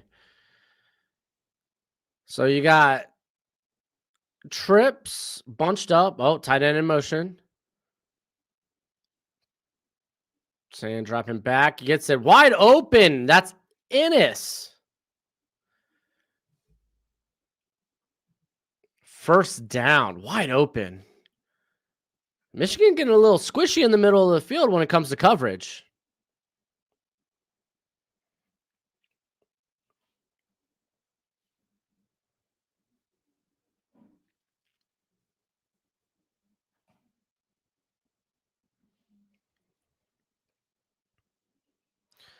All right, 1st and 10.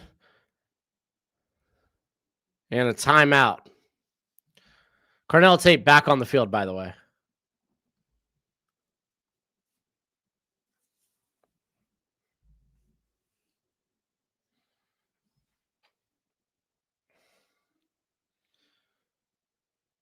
So Michigan called a timeout before the 2-minute timeout?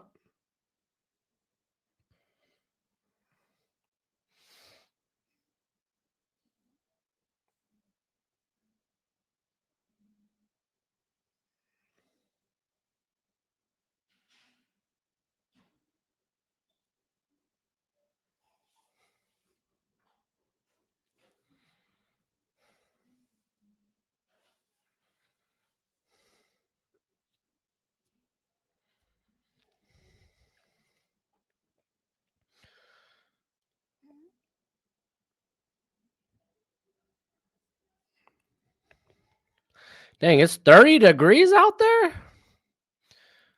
Is that snow flurries too? Yeah, it looks like snow flurries. That's cool. It's kind of majestic.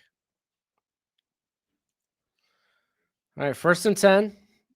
We got Donaldson in the backfield here. We got a tight bunch formation to the right. Donaldson coming out. Oh, they toss it to Bo Jackson on a little shuttle pass. He's going to be down at about the 15, and there is your 2-minute timeout. It's going to be like a 2nd and 1.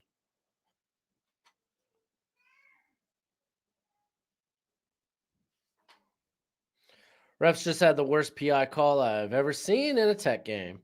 Tech gets an interception 2 plays later. A ball don't lie. Nice.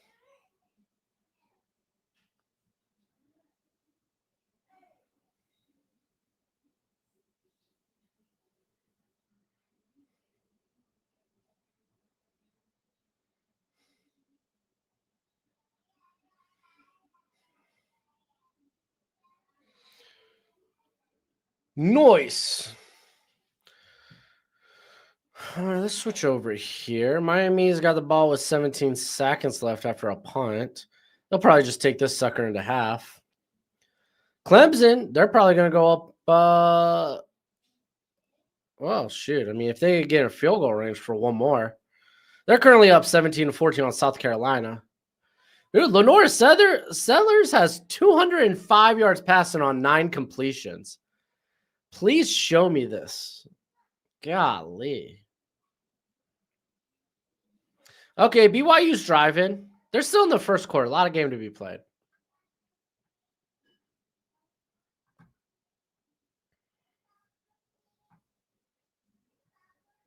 All right. So, oh my gosh, they have not run the football.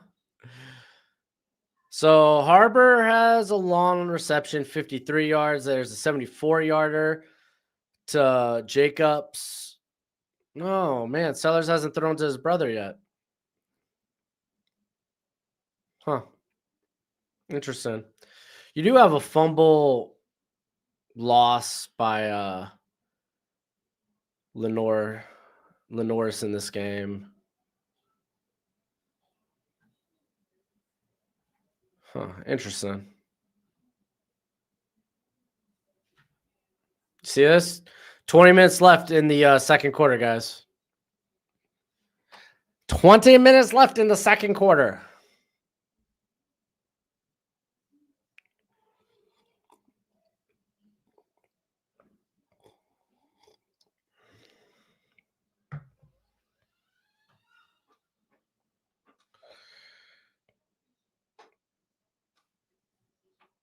Oh, Morton's having himself a game.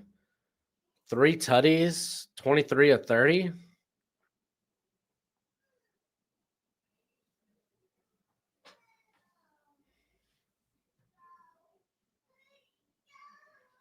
All right, 2nd and 1 here. What happened with the Jeremiah Smith play? He scored a touchdown. He bobbled it before entering the end zone and then kind of pinned it against his body as he crossed the plane, but then also went back to readjust after he did cross the plane. And then his foot came down before he actually got possession. But that's a touchdown. I'm not going to question possession in that. He had it pinned against his body as he crossed the plane. That's a touchdown.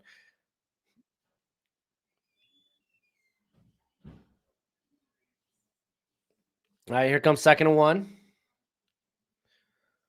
Minute 58 left, and we're going to get a handoff. Yes. Bo Jackson's going to be down at about the 11, 1st and 10, and technically can still get a first down. Cardio done 17 miles in 3 days. Let's go. No pre-workout last 2 weeks. Golly. 17 miles ran in the last 3 days, and you did it sober. God bless. I right now I do work out sober, but I do miss pre-workout. I'm fiending it. I'm fiending it. I could tell you a whole list of pre-workouts I used to love. And I'll tell you why C4 is at the bottom of that list.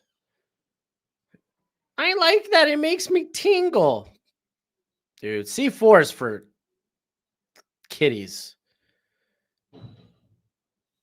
C4 is for casuals. All right, it's going to be 2nd and 1 after another 9-yard gain, man. Bo Jackson running really well. Have I ever worked out with Mason Dodd? No idea. I mean, I guess, yes, I do have an idea. No, I haven't worked out with him. I have no idea who he may be. Toss to Bo Jackson. Well covered. Might lose it 2 yards there. It's going to be 3rd and 3. Yeah, see where C4 is terrible pre. I used to like Jack 3D, and then they redid the formula and made it less. I think they had stuff that was considered antidepressants by the UK. So to just make their formula kind of the same and good to go everywhere, they redid it. Never hit the same since. Dude, if I take a pre-workout and I don't get the feeling my heart's going to explode unless I lift weight, you're a crappy pre-workout. Redline, pre-workout drink. You're only supposed to take half of it. I used to chug the whole thing before a workout, specifically legs. I remember one time, I hate leg day, as any God-fearing American should. I hate leg day. You could say leg day's for the weak. I disagree. I think leg day is for those masochists out there. But boy, I took Redline, and after each set of squats, I'm walking around circling the squat rack like a shark circling its prey. It's almost savage. I'm just beautiful. He does Ironman and ultra marathons. Oh, marathons? Okay. No. Fun fact, I'm not a cardio guy.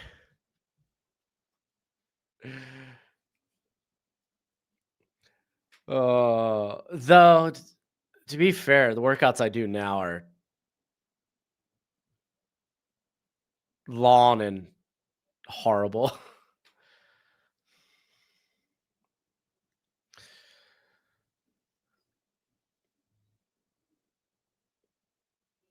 He's a big underdog guy. Obviously not, though. Huh.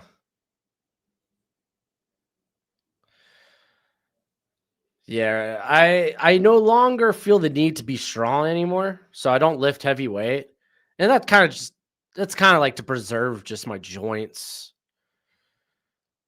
I miss lifting heavy weight.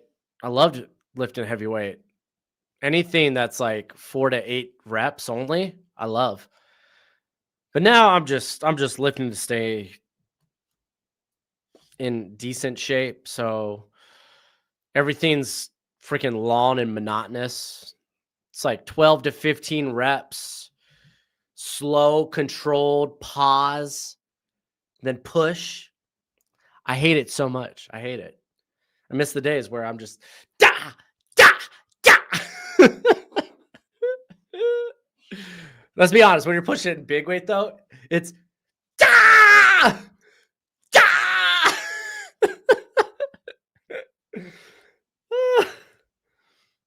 Oh man, I remember back when I benched the most I ever have.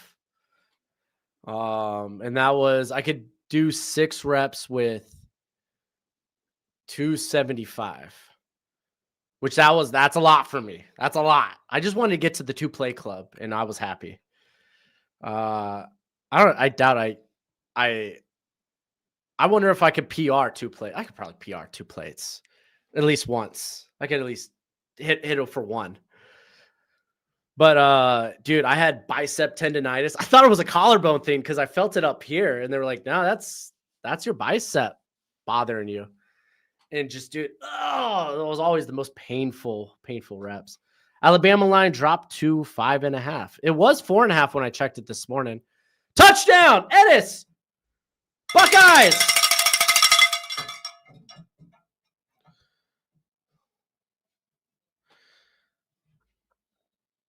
Now they're up 17-9. Up 8 points. Yeah, the line, yesterday was -6.5 Alabama. This morning when I went to check the lines, it was 4.5. So now it's back to 5.5. I think that's intriguing. Kind of means everybody's going every which way on that line.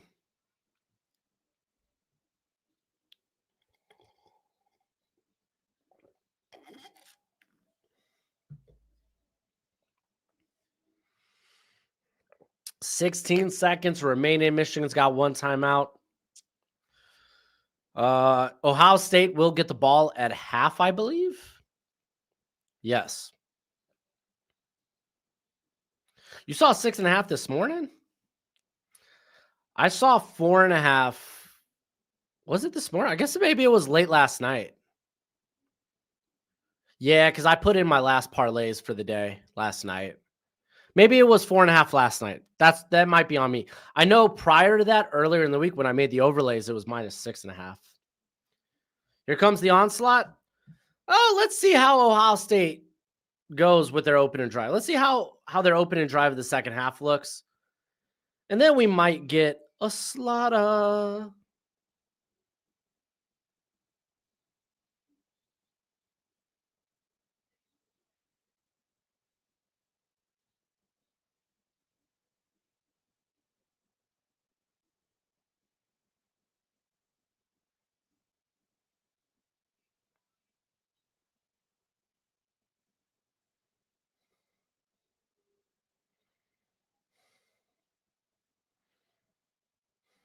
Oh, another flag.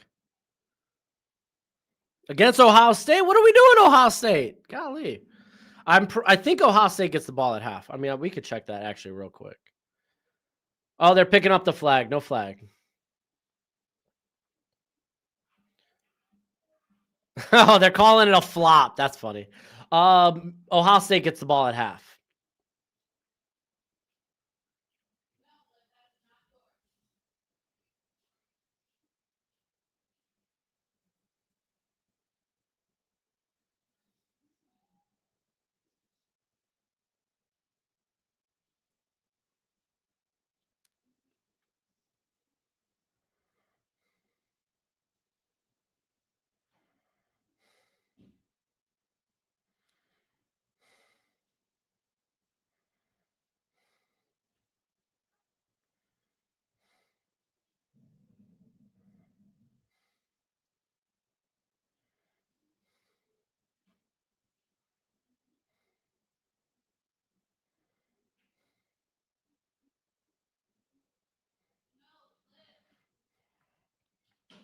We got unsportsmanlike conduct on both teams.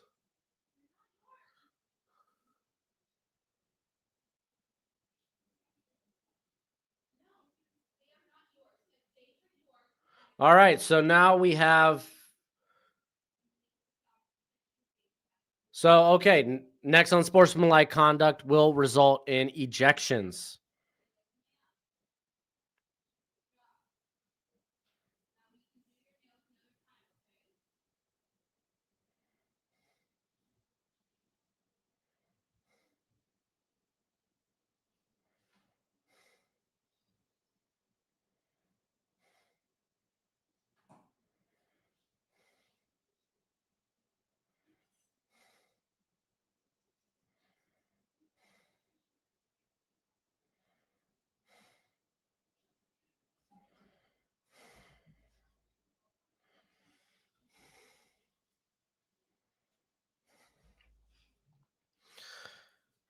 All right, going into the half, Ohio State up 8.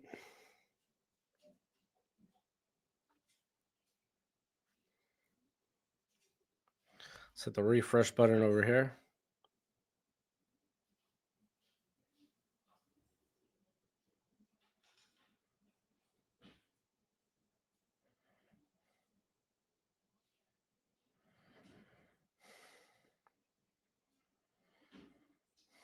Mm-mm.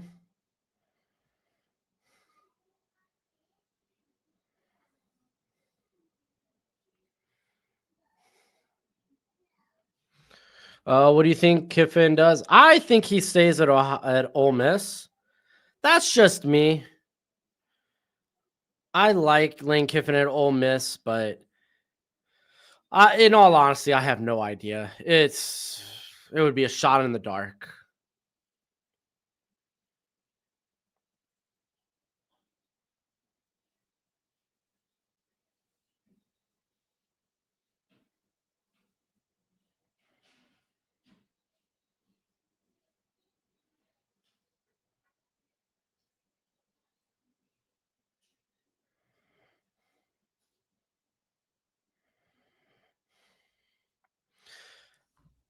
Let's see. You know what's the wild thing? It feels like I just tweeted out, this is where Ohio State grinds teams down. Their second half team. I feel like you could say that about so many teams in college football this year. Their second half teams. Which you would think, oh, that must be a compliment. I don't know if it is.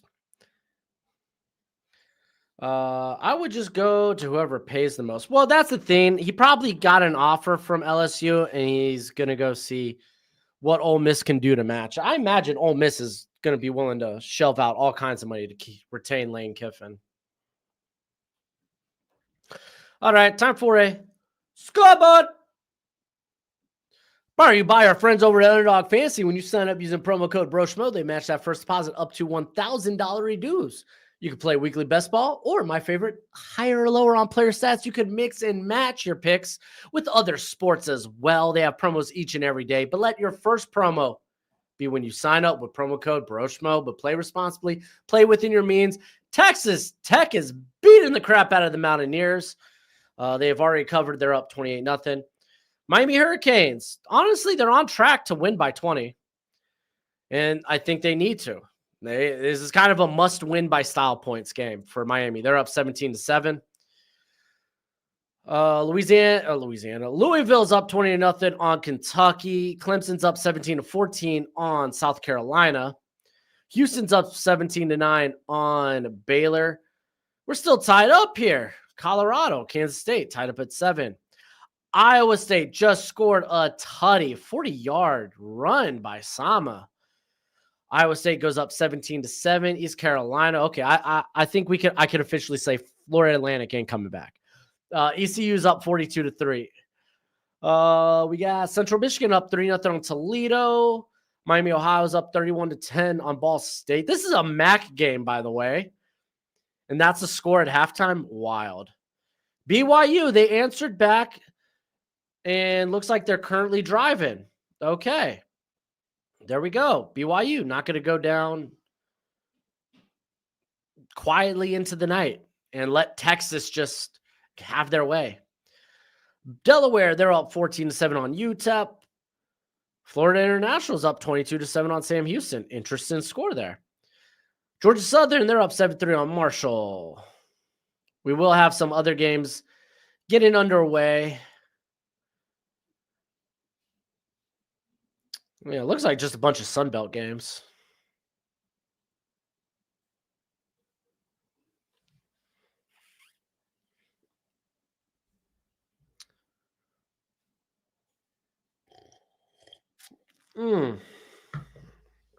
Wow, that's high quality caffeine, if I do say so myself. I think I'm about to take a quick bathroom break.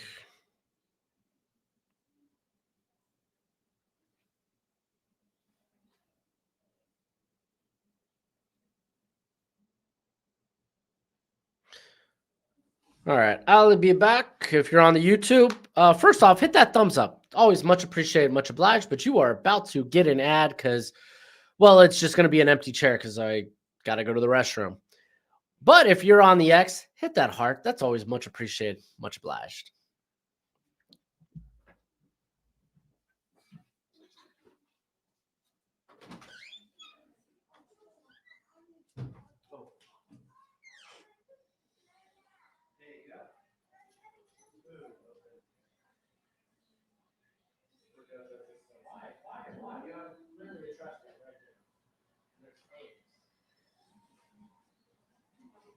One of my big pet peeves. Hey, Ronnie. Hey, little buddy. Hey, girls.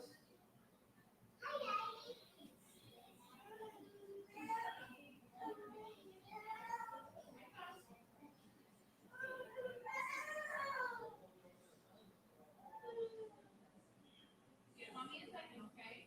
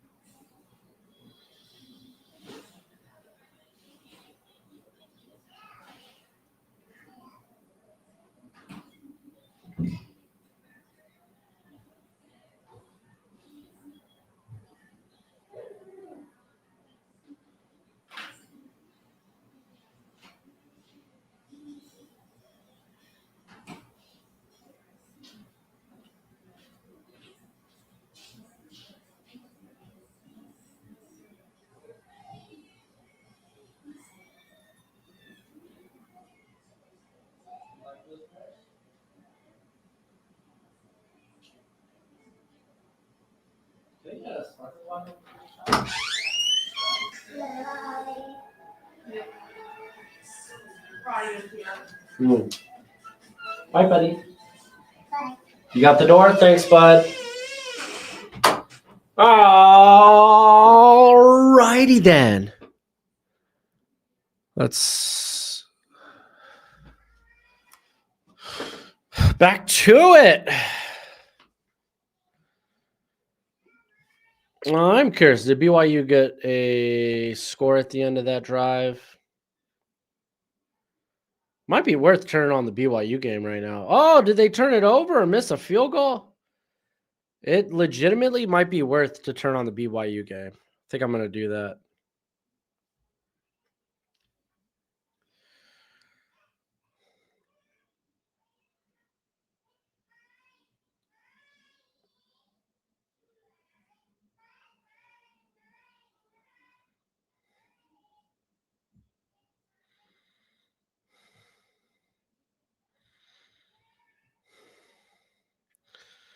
All right.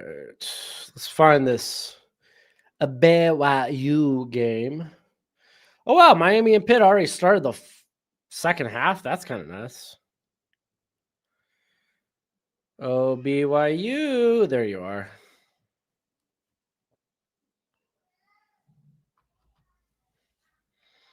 Oh, and South Central Florida is punting it away. I mean, technically, Central Florida is playing for a lot here, too. They're playing to be bowl eligible. Losing, they don't go to a bowl game. And I mean, there's going to be knowing that you've potentially killed BYU's chances at the playoff. That's a good feel. Oh, they're replaying the dude. Yeah, he pinned it. Okay, Jeremiah Smith pinned it to his chest as he crossed the plane and then goes to readjust bobble. Let's not overthink this. Like, people overthink, did he have possession? Is that a catch? Like, guys, if it looks like a catch, it's a catch. If it looks like a touchdown, it's a touchdown. You could slow down everything and it'll make you wonder. Make you, technically, I think he may have released that a bit too early. Or maybe he didn't take that turn upfield to constitute possession. Like, bro, I'm sorry. I'm of the mind of a child. That looked like catch, it catch. That looked like touchdown, it touchdown.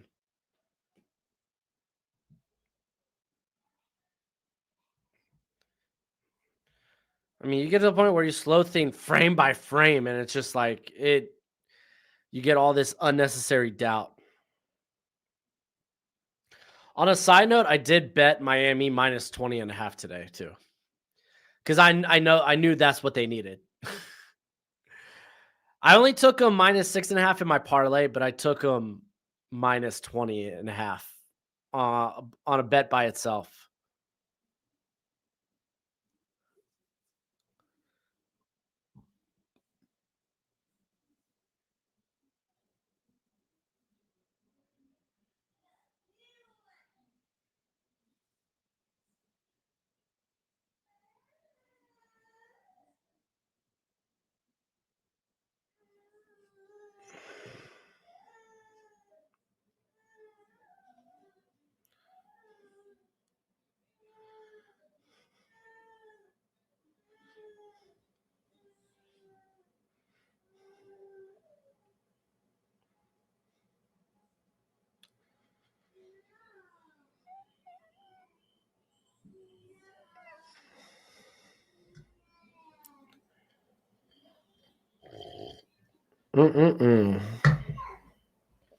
What a catch by Malachi Toney. We're right now watching the halftime highlights. Golly, that's insane. Toney threw a touchdown too? So that's a Lofton? That's so nutty. Oh, Toney's having a game. He is thrown and caught for a touchdown. And I won't get a chance to watch this guy till what? He becomes eligible in the 2028 draft. That's a shame.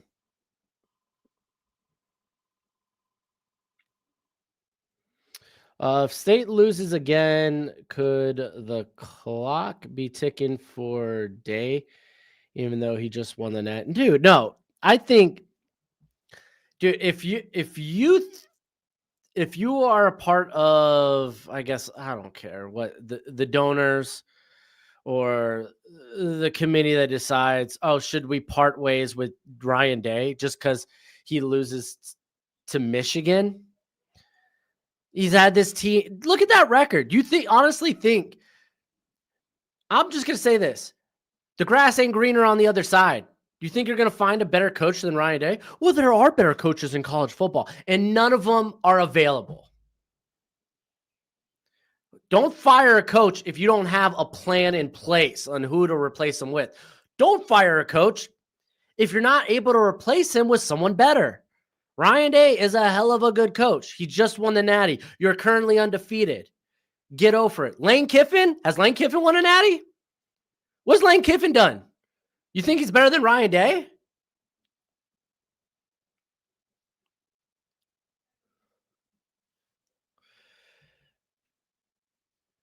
Grass is greener on the other side, sure.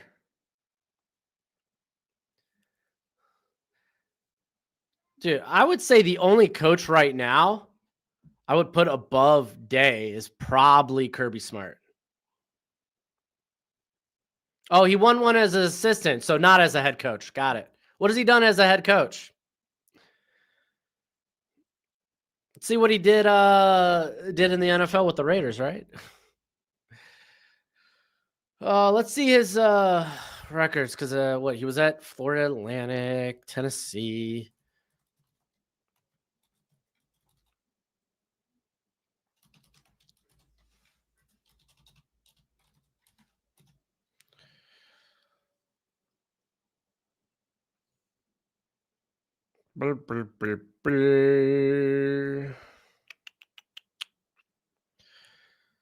Oh yeah, he was at USC for a little bit. I forgot about that.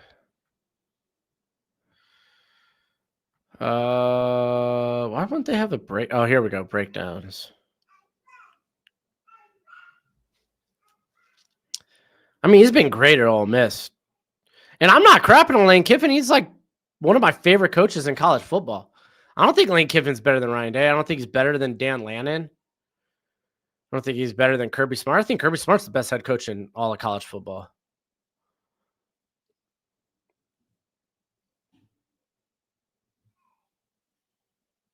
To be fair, where was Ole Miss before?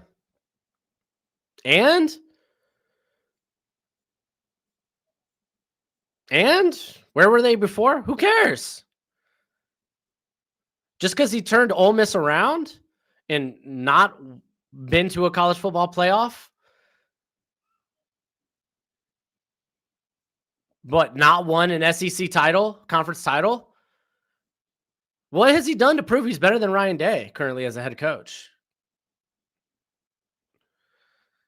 I mean, to be fair, I think we're talking about like top 5, top 7 head coaches in college football. So we're kind of nitpicking here, but in what world is Lane Kiffin an apparent upgrade?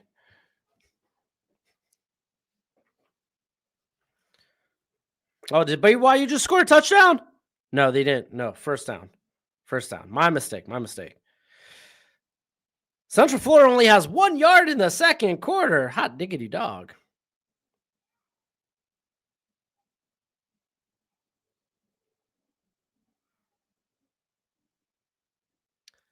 And actually, there it is. Oh, no, they stopped him at the 1.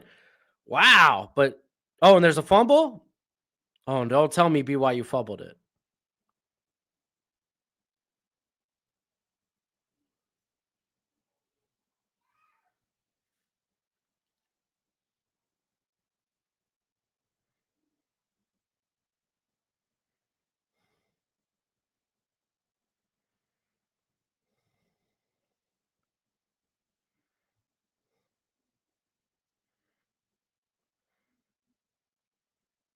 Okay, so no fumble.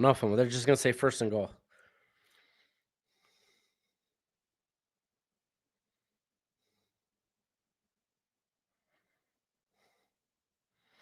Oh, wow. I mean, I guess they called stop of forward progress when that ball. Yeah, I guess depending on where that whistle came. Oh, that would have been a clutch turnover for Central Florida.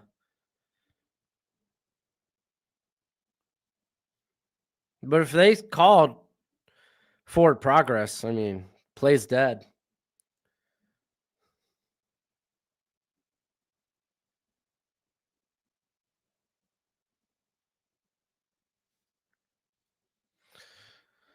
Blah, blah, blah. I think Penn State's kind of in a similar boat right now where it's like, okay, is the grass truly greener on the other side? We got rid of James Franklin, who I'd say is like a top 10 to 15 coach in college football. Who are you replacing him with that you think is better? I mean, you could give a shot to maybe a group of 5 guy, try to pull at Indiana and find a Kurt Signetti, but that doesn't always work. Billy Napier, that didn't work. So it's a dangerous business you get in when you fire your head coach. When you fire your head coach and they're not bad, when you fire a good head coach, it's risky business. Especially if it's a really good head coach. And I would say like a James Franklin's a really good head coach. Dang, Miami's going to have to sell for a field goal and they'll go up 13. Well, son of a gun. I'm only asking because before the Natty law last year, he was on the chopping block so much. State fans were giving up their tickets to Tennessee fans for the first round game. Yeah, because fans are fickle. And then what does he do? He goes and wins the national championship. Listen, if Ryan Day just rinses and repeat, loses to Michigan, wins the national championship, are you going to fire him? Because, he's winning all these natties, but us beating Michigan means more. Okay. Then why even be good for the postseason? I only need to be good enough to beat Michigan. Hold the phone. Was there a penalty? Because Miami is now second and goal. Interesting. Get a touchdown, Miami. All right, BYU, they tie the game up. It's 14-all. How's that not idiotic? If a guy wins you national championships but can't beat Michigan, are you really going to – beating Michigan should not mean more than a national championship.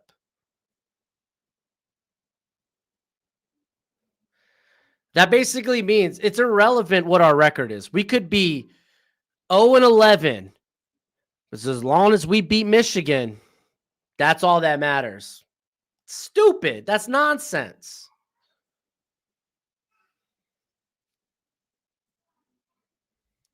Fire a guy just because he can't beat Michigan, but he gets you to multiple national title games. Stop. All right, Ohio State going to return this out to about the 22, I would say. Ooh. Feels like my PC fan's going hard.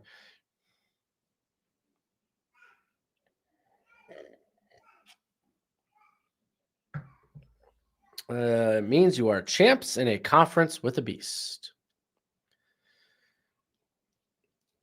I mean, I'd rather a national championship win than beating my rival year in, year out.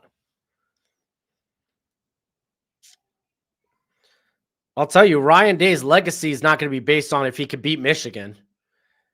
You're going to look at all those trips to the national championship. Look at those title wins.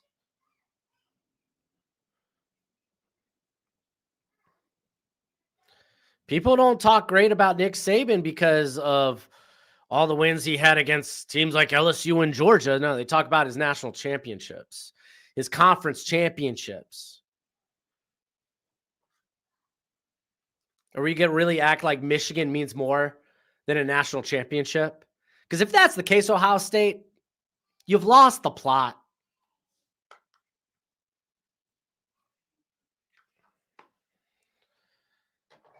All right, 2nd and 6 here. Man in motion. Another handoff to Bo Jackson, who's going to be a yard short of the first. It's going to be 3rd and 1.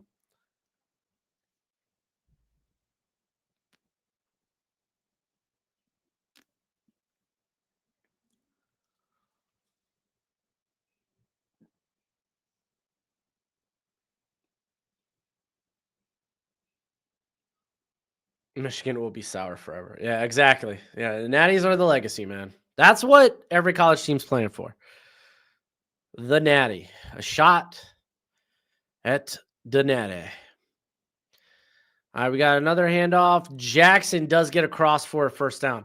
That's why I would love if the group of 5 would have their own college football playoff. It would absolutely slap. They would get their own national championship. It would be awesome.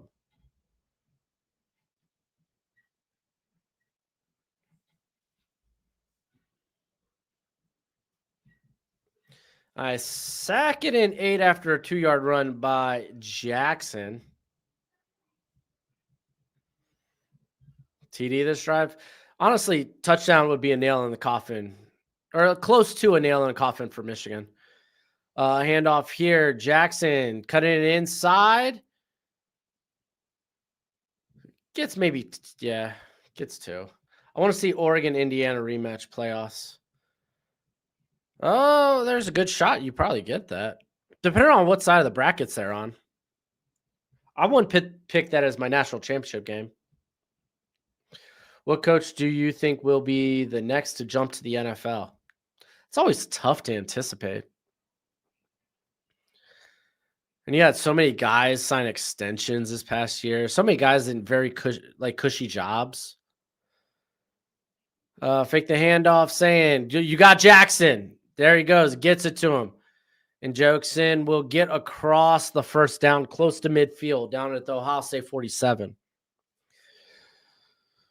I've always thought Matt Campbell would be solid. I don't know if a team would give him a shot at head coach. They should, man. He's very seasoned. Marcus Freeman wouldn't surprise me. Those would be the first 2 that come to mind that I think are willing to leave college football. Where does A&M fall to? 5?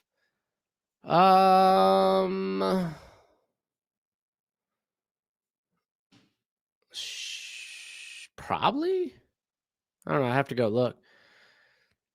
And Sane gets it out to, the tight end dropped it. That's Claire. Dude, Claire has had some drop problems, man. Let's take a look at this real quick.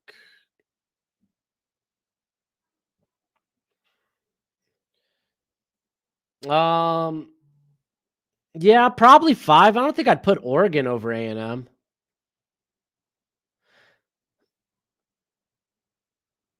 Then again, I mean, I think Oregon and A&M are pretty comparable. You can even say the same thing about Ole Miss. I think 5 sounds right, though.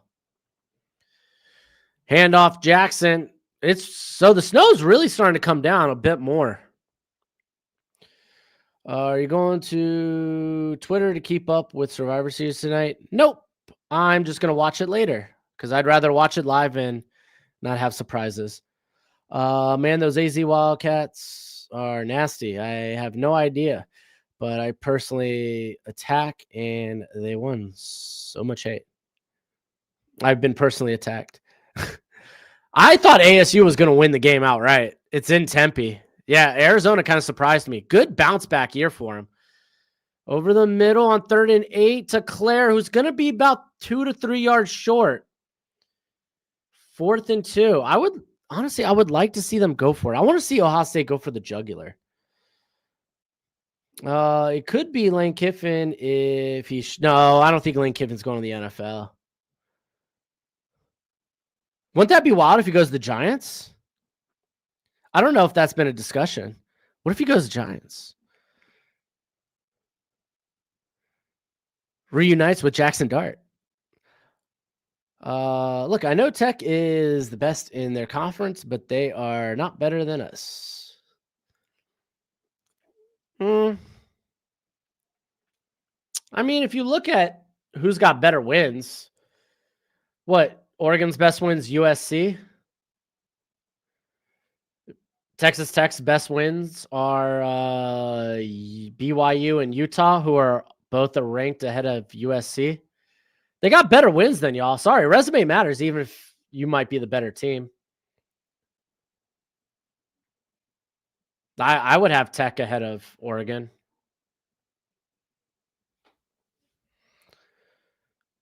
Does not change the fact that their fans are a-holes. Which ones? Are you talking about U of A fans? Dude, bro, I've heard such bad things about ASU fans. I don't think you want to go down that route. I had a buddy who went to the TCU game. He's a big TCU fan. He said your fans were the most unbearable not just throughout, but at the end of the game, unbearable. So I don't think you want to talk crap about U of A fans after the experience my buddy had at the TCU game. Yeah, and I'm talking about his personal experience. He thinks y'all guys are terrible. Miami's up 24-7. Well on their way to that 20-point victory they need. Every fans are a-holes. Daddy Rel, I can't just call you Daddy. Daddy Rel, I think you are correct. You care about your experience. You should care about other people's experiences too. And your experience, that's subjective. That's not necessarily objective. Your experience is biased just like everyone else's. The truth is found once you put everyone else's experiences together. That's when the truth kind of filters itself out. And you could start putting aside everyone's biases. And they're meth-infested fans. They're not meth-infested. I know U of A. Dude, I live in Tucson, bro. I hate Phoenix. I hate that whole area. If you want to go there, I think Phoenix is a terrible city. There, I said it.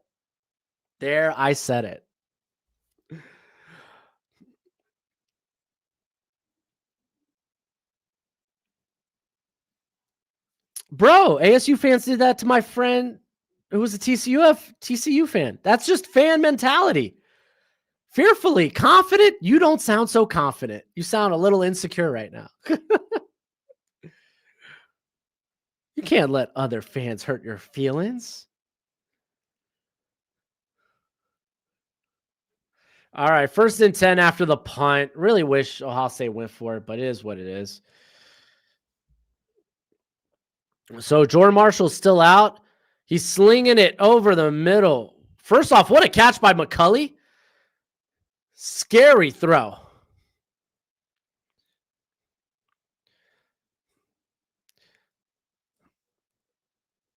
Fearfully, am I not stating facts when I say ASU fans are terrible?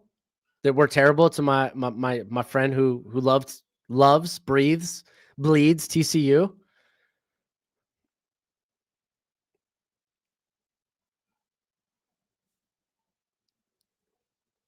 Okay, look, everyone has those experiences, bro. It's not just one fan base. Get over it. Golly. Pittsburgh punted 3 and out. Did his kids get attacked? Dude, he was with his kids. They weren't physically attacked. Hey, were your friend's kids physically attacked? Then police should have stepped in. I'm not out here condoning physical attacks. My buddy was with his kids, and let's just say ASU was not that kind. Well, if he was physically attacked, he should have went to the police or something. How about your friend not doing what he's supposed to? Not defending his family, making sure that those people get what they had coming. Be like, hey, there's consequences for your actions. Tell your friend to be a man. Now I'm being over dramatic. Don't take everything I'm saying like to a T. I'm being over dramatic. I'm just being entertainment. Ooh, dropped by Casdell, but I mean they were going to be well short of the first down. It's going to be 4th and 10. They're going to punt.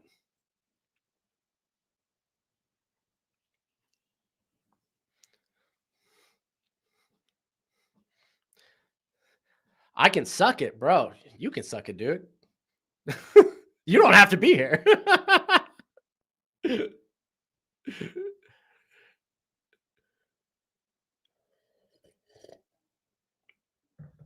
You're the one out here complaining about our fans like a big crybaby. Oh, did the punt get shanked? No, Michigan.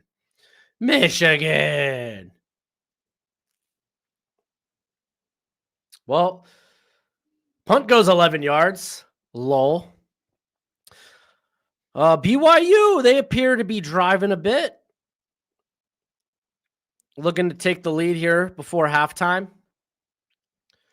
Honestly, I feel like if BYU takes the lead against Central Florida, then that's a wrap. It's a done deal.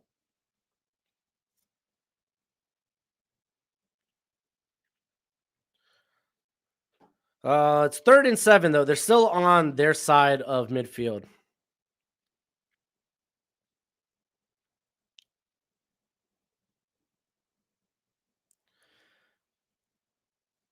And they get the first down. Yeah, this feels like it's not even the end of the first half, and it already feels like Central Florida is letting the game slip away. That's wild. That's a wild feeling. Feeling like you're right now tied up, but they're driving, and you feel like the game's getting away. Dude, oh, now Chase Roberts stumbles. Oh, no, that's Kingston. Kingston. He was wide open. I think if he didn't stumble, he probably turns on the burners and gets to the end zone. All right, Miami, they're up. Let's go. Looking to cover for their boy. They need style points.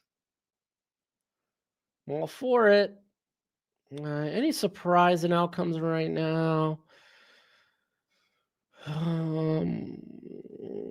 Not so far.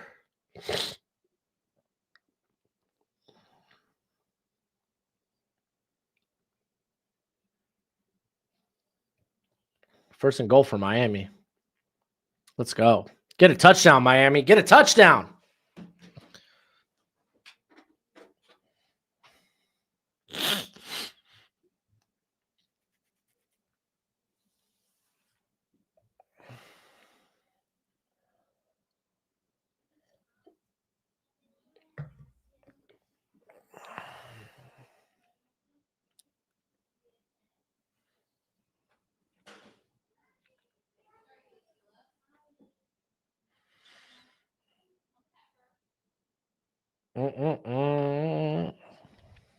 Still commercial break.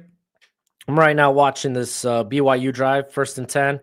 Minute left. BYU down at the Central Florida. I think they're inside the 20. BYU has 100. No, they're at the 21. Excuse me.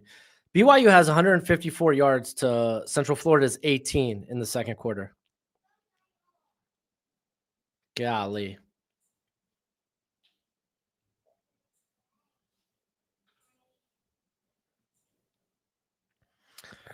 Oh, those flurries are coming down hard in Michigan. 0 players on Ohio State's roster has beaten Michigan. That's hilarious. So they got the 3rd string back there, West.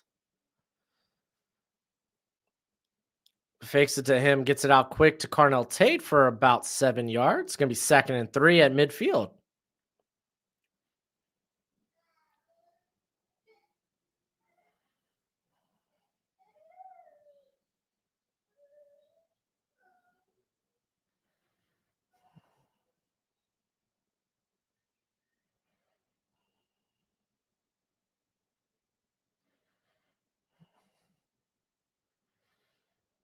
All right, here comes 2nd and 3. Tight end in motion. Sand dropping back. And he's going deep over the middle. Wide open. Carnell Tate. Touchdown, Ohio State. Cincinnati might be getting snow later today. Nice. And there's Ohio State. They have taken a 15-point lead.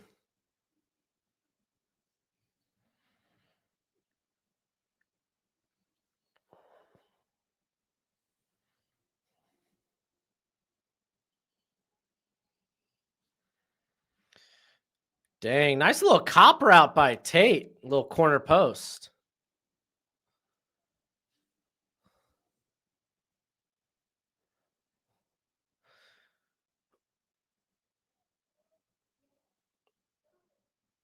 Almost shanked the kick, though. First, like I said, here comes the onslaught. Yeah. It's those explosive plays, man. BYU about to take the lead here, too, with 23 seconds left in the first half.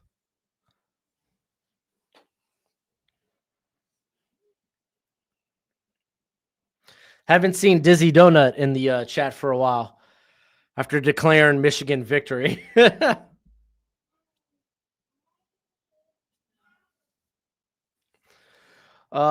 we get an early Ohio State Indiana prediction? I'll just say this. I'll be rooting for Indiana. I would not bet against Ohio State. I wonder if do they have theoretical odds? I wonder if they have theoretical odds on FanDuel for Ohio State, Indiana.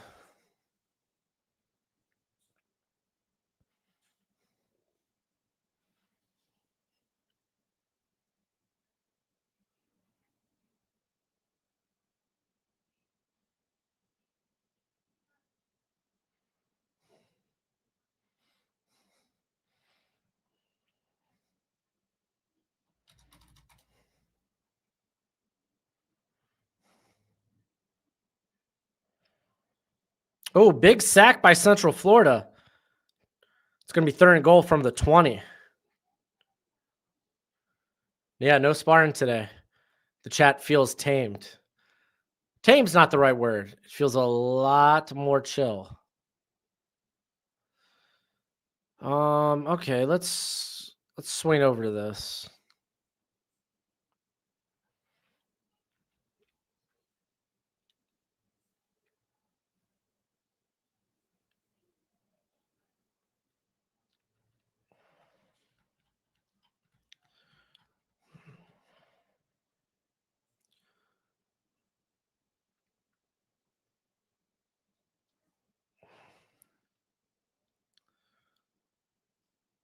I thought I saw odds for next week.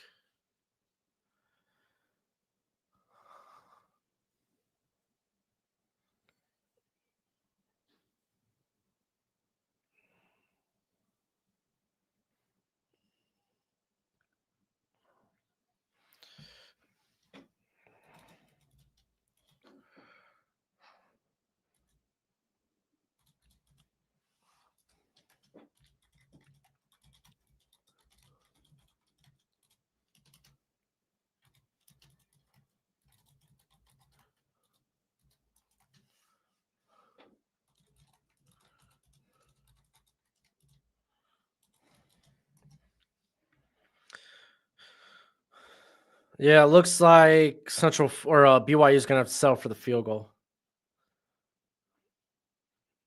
Yeah. Spartan is a bit like a whirlwind. He can tug on your nerves, but he feels like a good guy.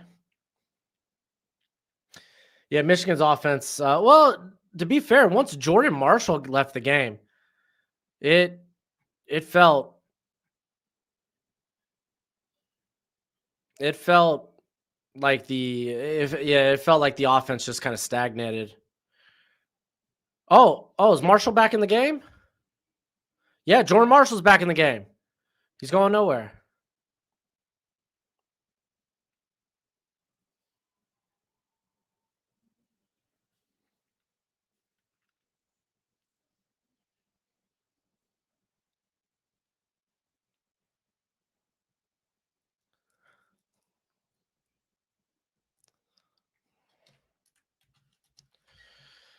Miami goes up 31-7. Beautiful. I'm telling y'all, they need stop points.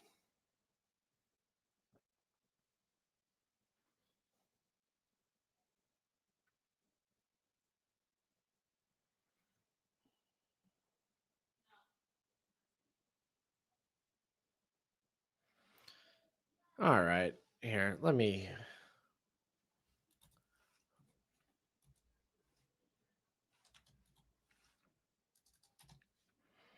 I'm still looking up these stinking odds, theoretical odds.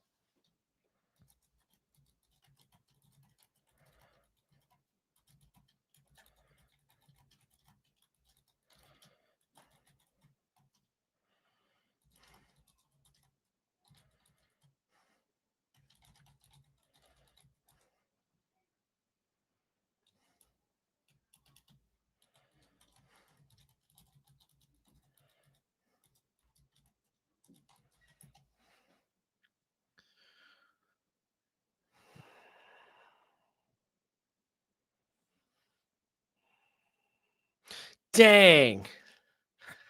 So what I'm seeing is, wow, I would probably bet Indiana in that case.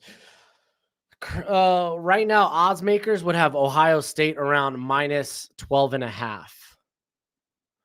over Indiana. That's wild. 39 Underwood going deep. It's contended well. They're throwing a flag. I thought that was good coverage by Igbinosun.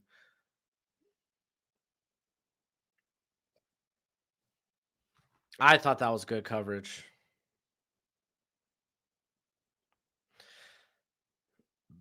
Again, those are just theoretical odds. Those are just theoretical odds. We truly won't know what the line is until after this game.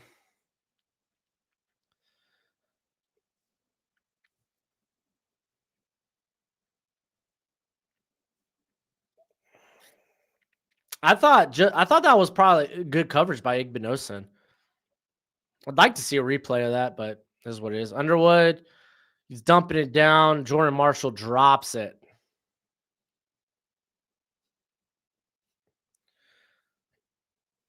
Second and 10.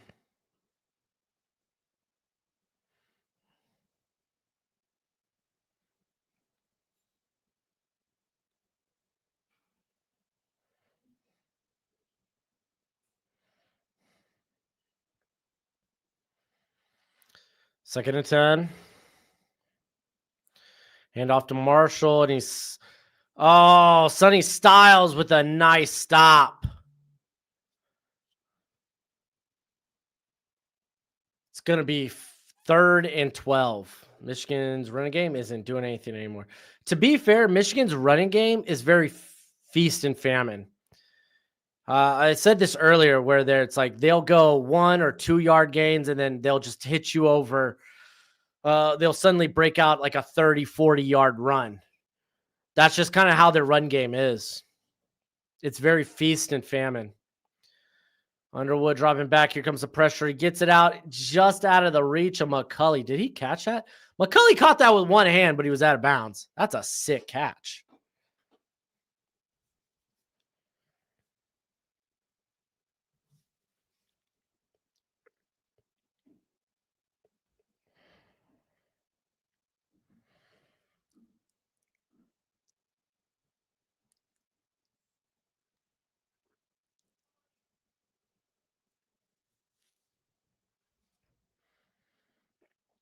All right, they will punt the ball.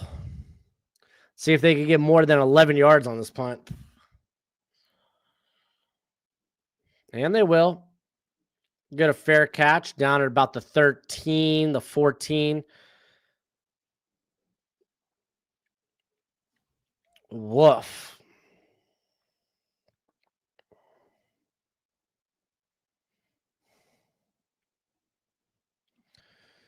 All right, let's do a quick scoreboard. We got Texas Tech up 42-0 on West Virginia. Miami forcing a fourth down and getting a turnover on downs. They're up 31-7. Again, style points. You got to blast this Pitt team. Louisville, they're up 27-0 on Kentucky. Clemson's up 20-14 on South Carolina. Houston's up 24-9 on Baylor. All right, Kansas State finally opening it up a little bit. They're up 17-7 on Colorado. Iowa State's up 17-10 on Oklahoma State.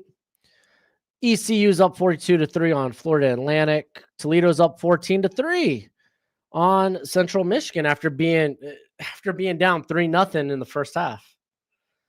Miami, Ohio's up 38-10 on Ball State. We're at halftime. BYU does have the 3-point lead after an early start for Central Florida. BYU has fought back and taken the lead. Delaware's up 31-20 on UTEP. Florida International is up 28-10 on Sam Houston. Georgia Southern is up 14-3 on Marshall. A battle of who's going to go to a bowl game. Western Kentucky's up 14-7 on Jackson State. Louisiana Tech, they're up 14-0 on Missouri State. And then we got some games that just got underway.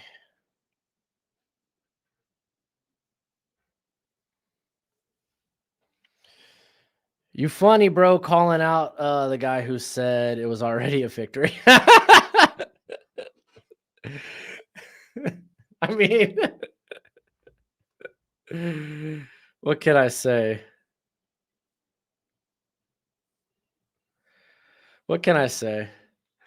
What would your early prediction if Ohio State wins this game and goes to the Big Ten championship? Ohio State or Indiana? I wouldn't bet against Ohio State. I would be cheering for Indiana. I think that's a fair answer, right? Woo! My eyes are cooked.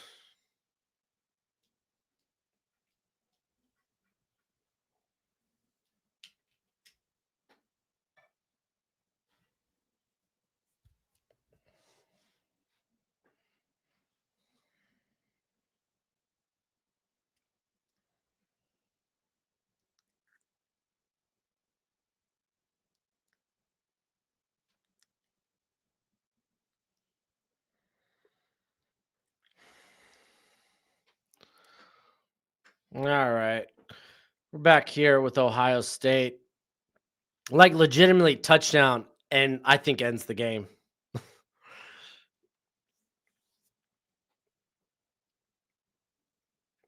right, handoff, Bo.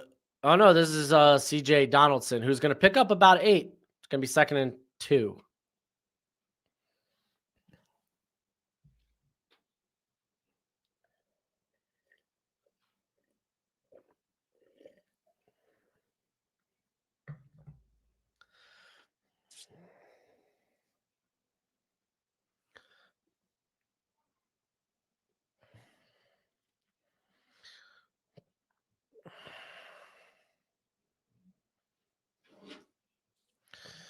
Another handoff. This is to West, who's going to go across the first down.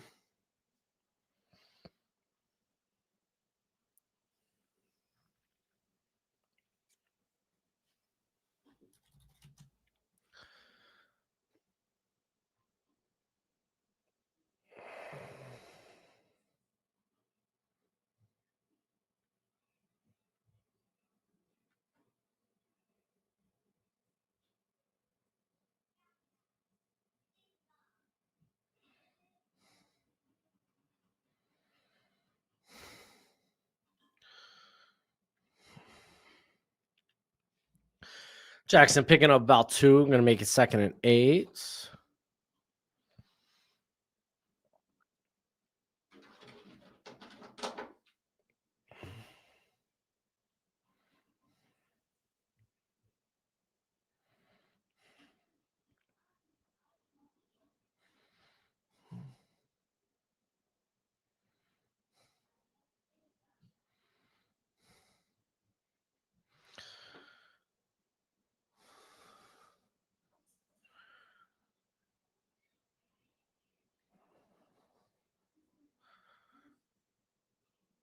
OSU will score 3 more, and Michigan will just field goal once more. That's a bold claim. I don't think Ohio State needs to put up that many points. I could see them scoring just another touchdown and maybe just calling it a day.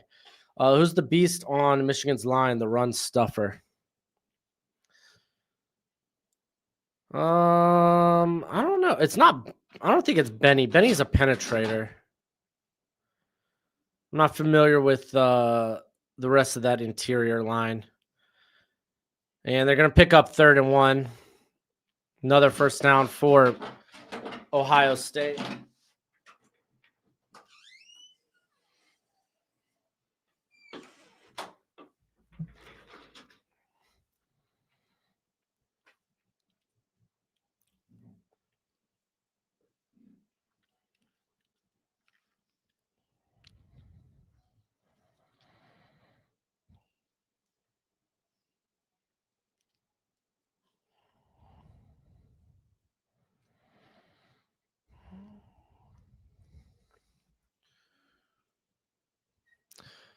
All right, another handoff here to Donaldson, who's going to pick up some good yards.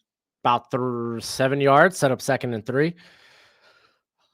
We got Logan. I feel like Michigan's going to win this. Something crazy needs to happen. They can't stop anything. Oh, I feel like if Michigan's going to win this, yes. Michigan is dying for something, whether it be a big turnover or a big play on offense. The game ending scuffle bucket.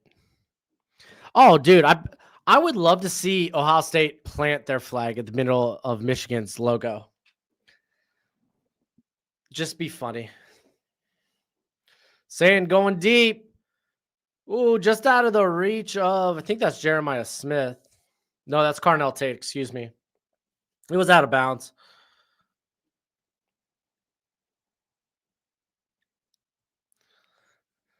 Yeah, I would love to see a good flag plant from the team whose state outlawed planting flags. I would love to see the hypocrisy.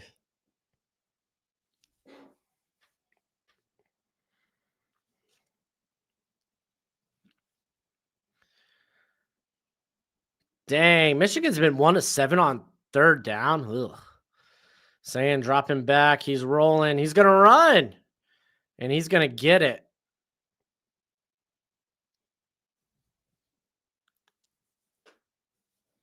It's gonna be 1st and 10 for the Buckeyes.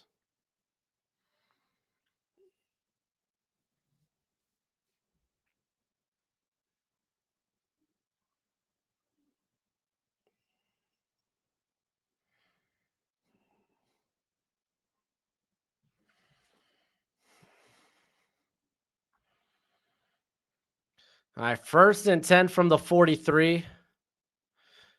Tight end in motion. We're going to get a handoff to Donaldson, who's going to maybe lose a yard. And that should be the quarter here. And we'll head to the 4th. I might watch Miami. See if they can get that final score. Again, they have to beat Pitt better than what Notre Dame did. Or at least on par. And it looks like they're doing a good job of that. Oh, the college football committee is heading to such a big disaster. All right, I'll be back. I'm going to go to the bathroom real quick, grab something to drink.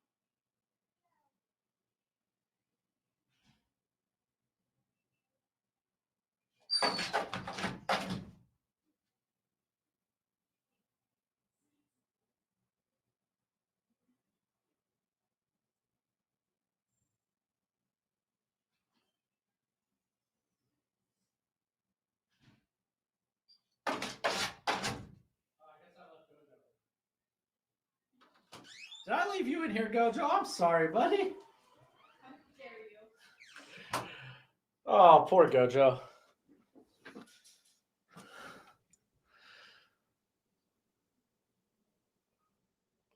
All right. What's happening?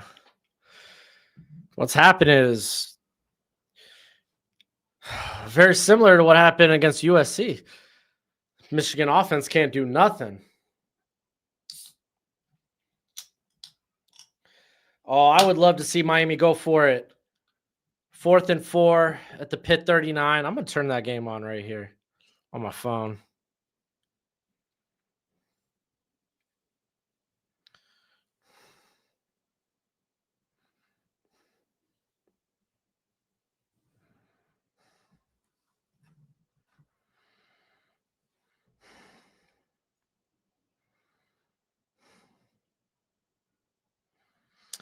You play Madden? Nope. Ever since they ruined franchise mode, I haven't touched it. I haven't touched it since Mahomes was on the cover. That's not a reflection on Mahomes. That's more so just the game franchise mode not being good.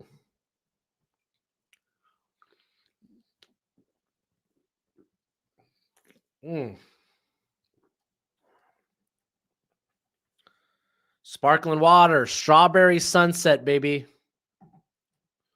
Delicious. Hey, Texas Tech. They just got another touchdown. Oh, Miami's punted it, you cowards. Oh, and they're going to take a delay a game. Oh, I freaking hate Mario Cristobal. I can't believe him. I can't believe Mario Cristobal. Man with no balls and little brain.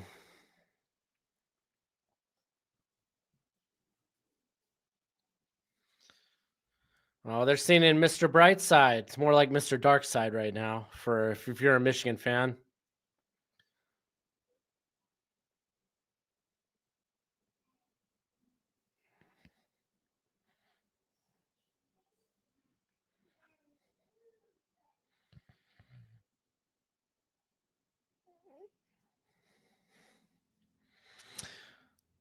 You know what I would love to see right now? After they seen Mr. Brightside, touchdown strike, Ohio State.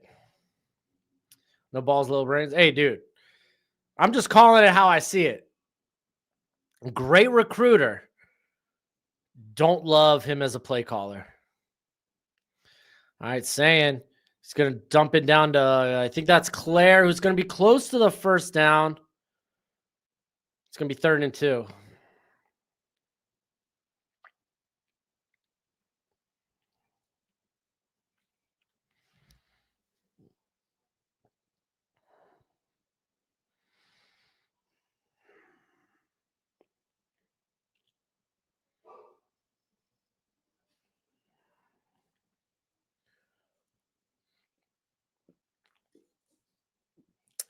All right, 3rd and 2 here for the Buckeyes.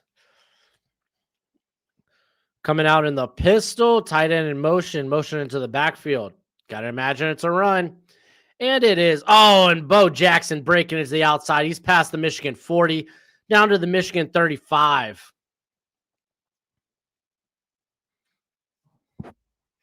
Oh, whoops. Bo might be one of the best backs you had. I don't know. Zeke was nasty. I mean, currently, yeah, he's probably the best back you have on the team. I agree with that.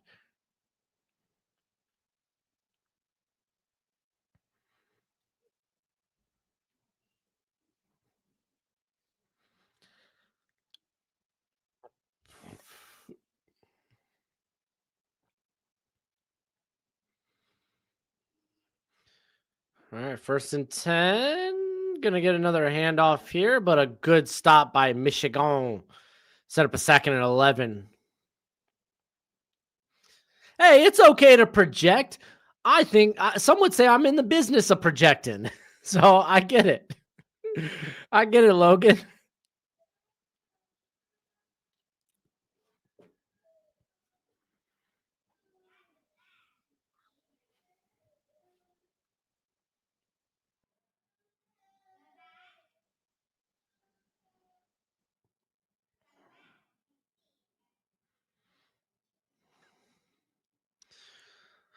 2nd and 10 coming out of the pistol. Late handoff.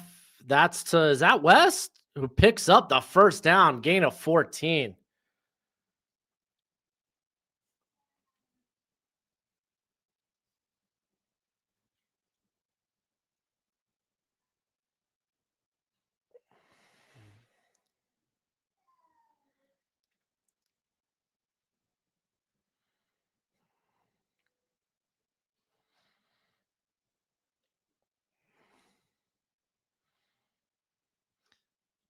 First and 10 for Ohio State.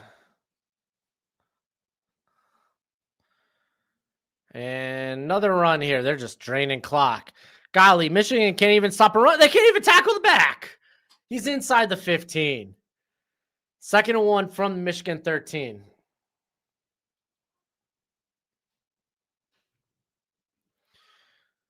Oh, Michigan's about to rest in peace.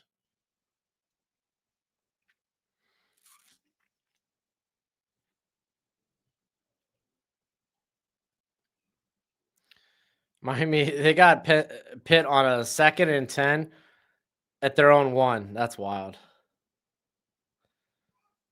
Is that an empty? No, that's not an empty backfield. Going over the middle, gets it to tight end, first down. All right. It's going to be 3rd and 1 for the Buckeyes.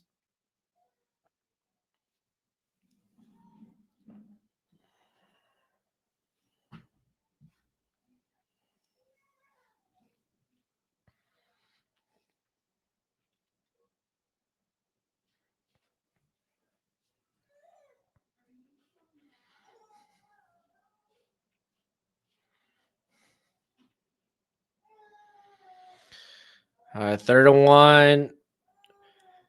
Michigan stacking the box. I think they got like 8, 9 players in the box. Doesn't mean anything. QB sneak goes for like 2 yards. Sounds like defense giving up. Coach is doing horrible. Poor Michigan. I mean, dude, Ohio State's a juggernaut.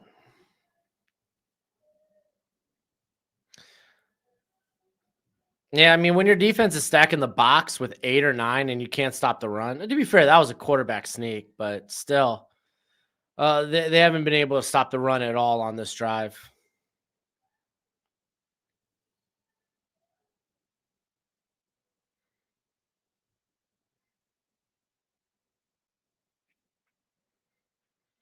All right, handoff here to Donaldson, who barrels ahead to about the 6, 7 yard line. 2nd and 5 for the Buckeyes.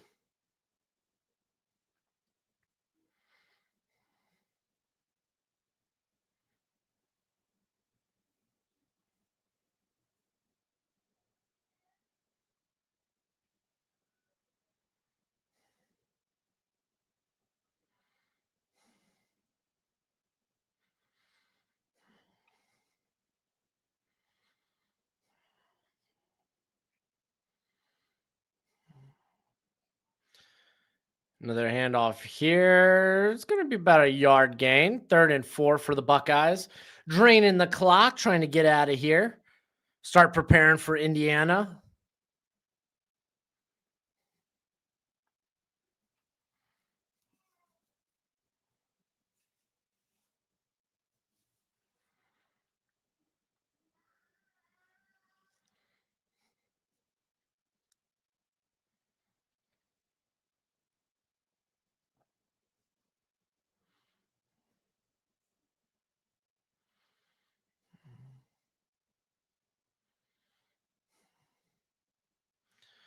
And fake the handoff. Here comes pressure, throwing out of the back of the end zone. BYU by 3 right now. Still up 17-14.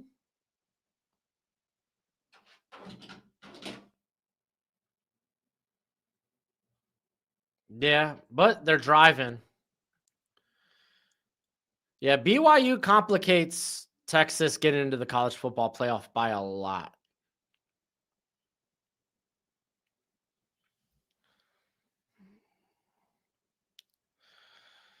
Yeah, good stop by Michigan, but to be fair, I mean, for the most part, Ohio State was just draining clock that drive. All right, 27-9.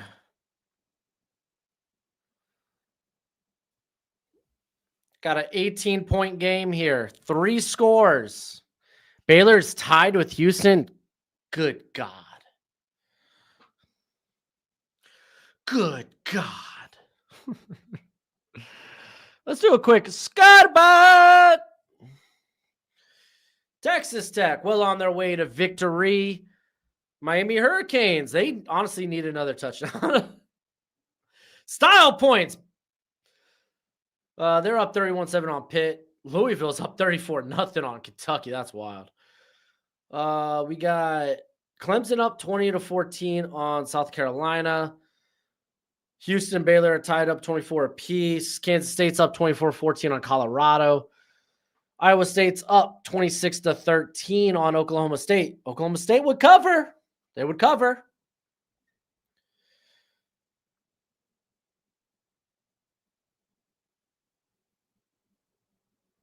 Oh, touchdowns nullified? Okay. Because of a holding call. Got it. ECU's up 42-3 on Florida Atlantic, 14-0 Toledo over Central Florida currently. Baylor's up, Miami Ohio's up 38-17 on Ball State. Like I said, BYU's driving. They're looking to go up 2 scores. Delaware's up 31-20 on UTEP. Florida International's up 28-10 on Sam Houston. Georgia Southern's up 14-6 on Marshall. Western Kentucky's up 21-10 on Jacksonville State. You got, Missouri State got on the board. I've liked Missouri State this year. They're down, though, 14-3 to Louisiana Tech. Georgia State, 1 loss, no wins in the Sun Belt. Currently up 7-0 against Old Dominion. App State's up 3-0 on Arkansas State.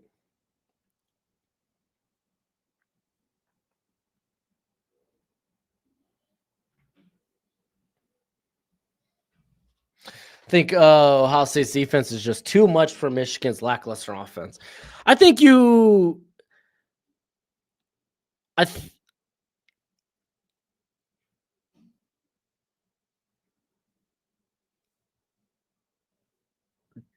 Dude, the Ohio State mascot Bruce just went out there and crossed out the X.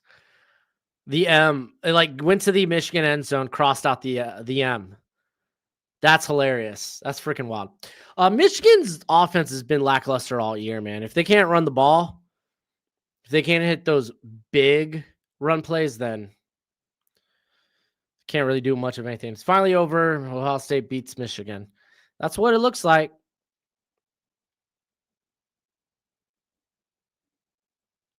Hey, Miami driving. Let's go. They need that touchdown. They need to win this game by 20 or more.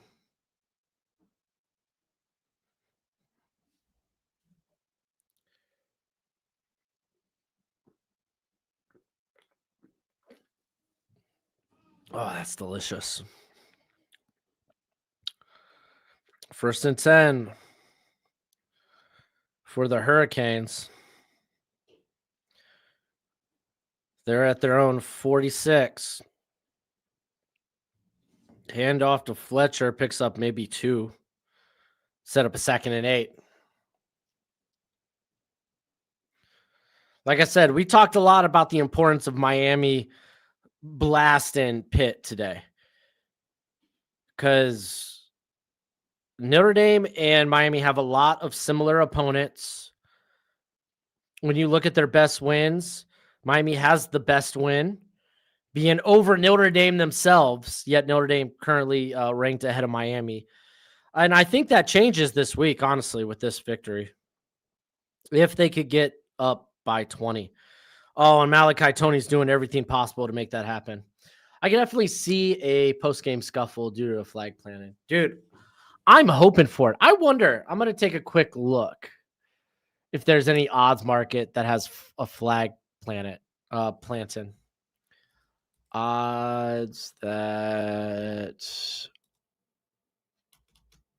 Ohio State.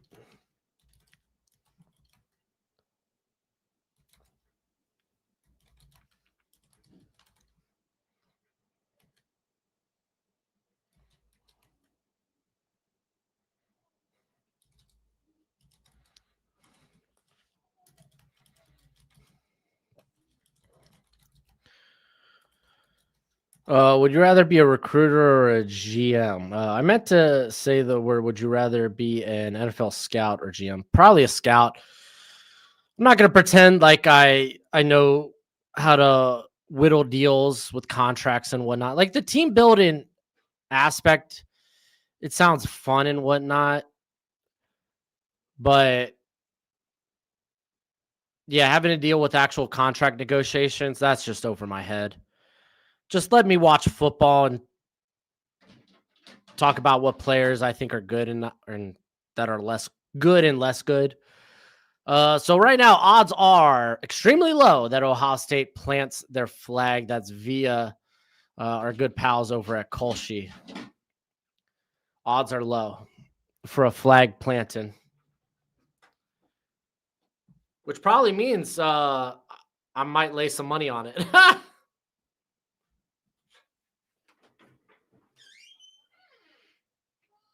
You want to go? Oh, you indecisive pup. Guys, I'm being honest. I feel like Malachi Tony is the only player, the only person for Miami right now that understands the assignment that they have to win by a lot. Oh, wow. Underwood missed McCulley by a mile. Should have been an easy pitch and catch.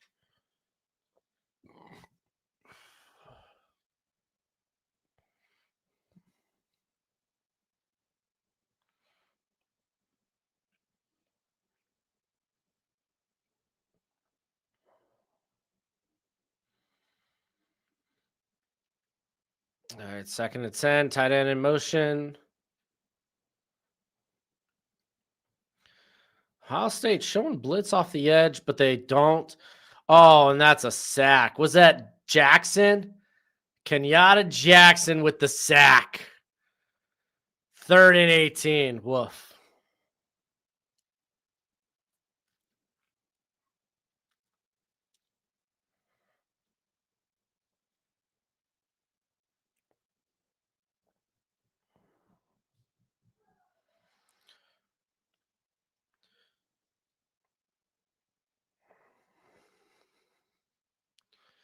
Too whittle, too wait, Michigan fans. Exactly. All right, we're going to dump it to the tight end. Oh, who gets rocked by Caleb Downs. 4th and 16. I mean, you kind of have to go for it, right? If you are going to play like you're in this game, you kind of have to go for it. You're down 3 scores.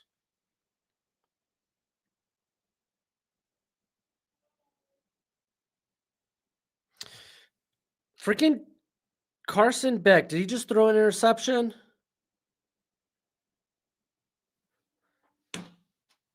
Dude, Carson Beck, bro. I can't even.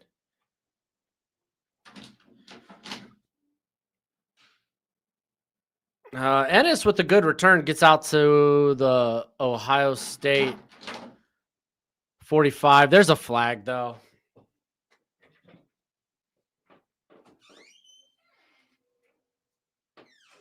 Oh, what? Gojo, you heard Carson Beck interception and you came to mock me? Hey, you want to say hi to the good people?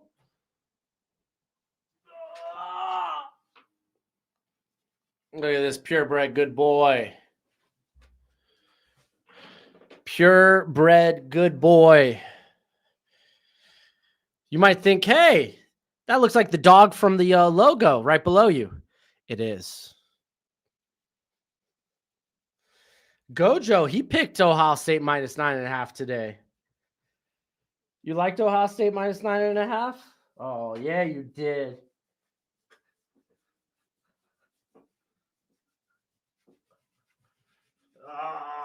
Who's a good boy?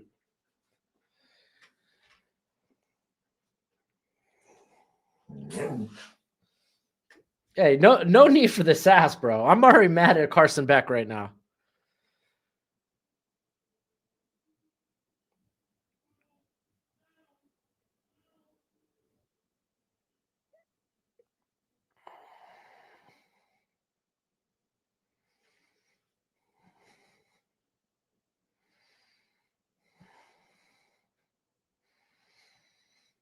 Freaking Carson Beck, man.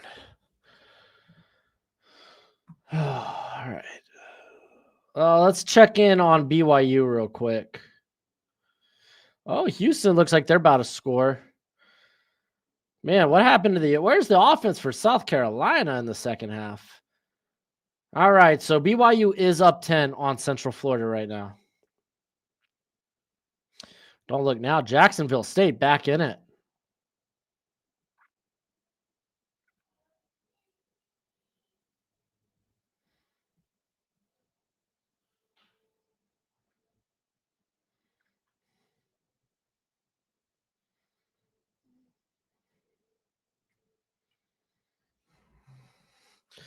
Well, Ananias says, hopefully my Ducks could beat down Washington.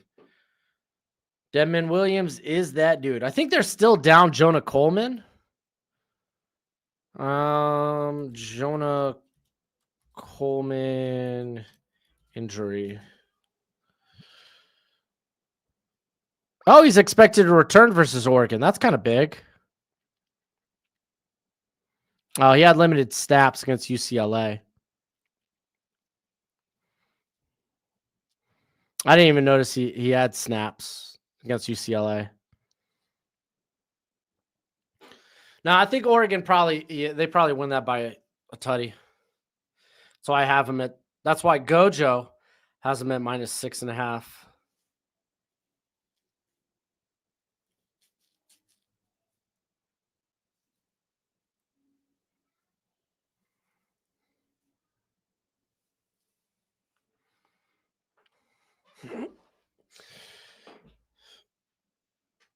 Honestly, the one bet I'm a little nervous about is Alabama. Just because, again, Jordan Hare, man, scary place. It's a scary place if you're an Alabama player, coach, or fan.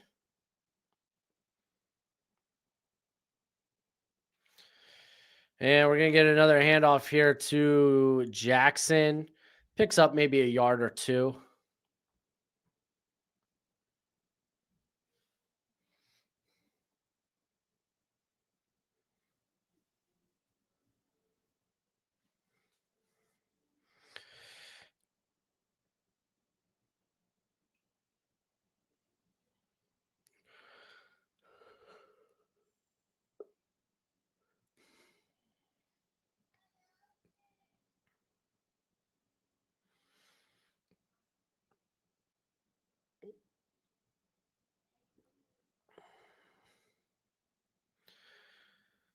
Second and 8. Going to get the handoff here to Jackson, who falls forward for like 2. It's going to be 3rd and 6.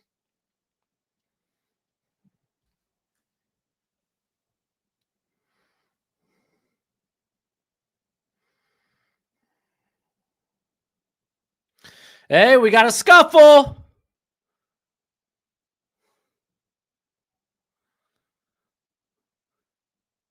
Got Jair Hill and Zeke Berry in there making cases. There is a flag.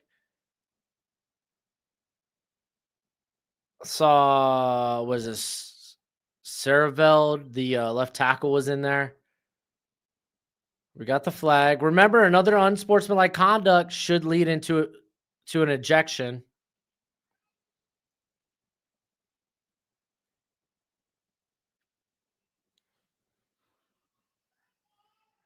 Both teams.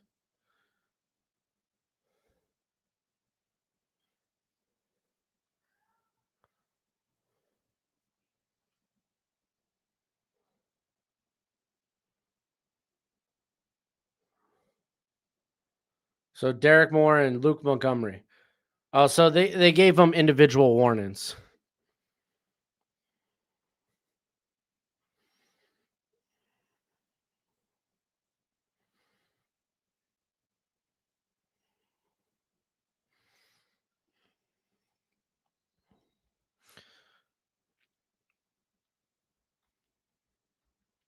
All right, 3rd and 6.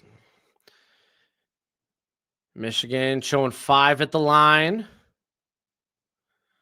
Linebackers creep in. But no, they are going to bring in 5, but they're going to hand it off to Donaldson. who's right there at the first down. It's going to be short, 4th and 1. I'm not going to lie, dude. If I'm Ryan Day, go for it. Go for it. Just put the nail in the coffin of Michigan right here and now.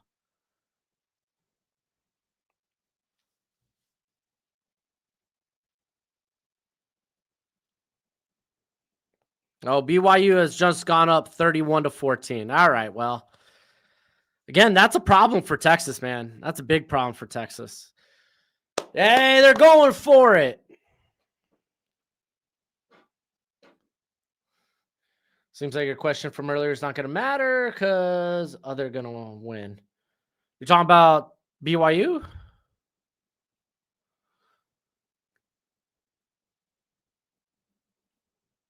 Timeout, Ohio State. Let's go, Ohio State. We're going to go to the Big Ten championship game. What happened, Michigan? Well, Michigan couldn't move the ball offensively.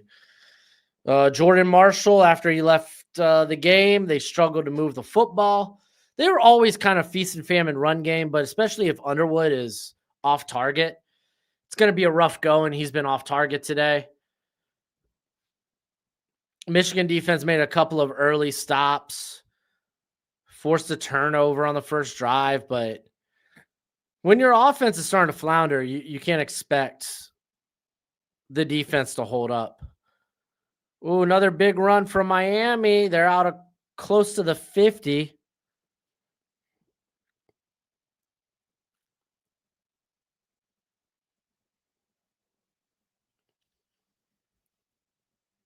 Oh, Day being fired. Dude, I'll tell you, even if Ohio State lost this game, I think the idea of Ryan Day getting fired is outlandish. Even if they lost this, flip the scoreboard.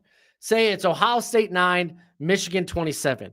If people are going to talk about firing Ryan Day, I think that's stupid. I think that's outlandish. Handoff. Donaldson gets the first on 4th and 1.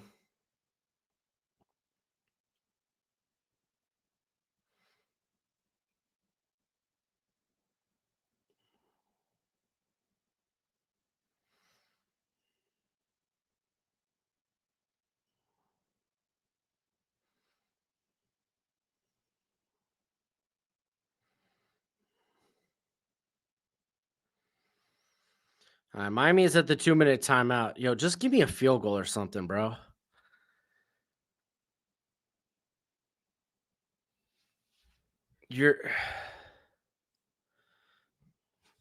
They're up 24. I need more. Good run by West there. Picks up like 4 or 5.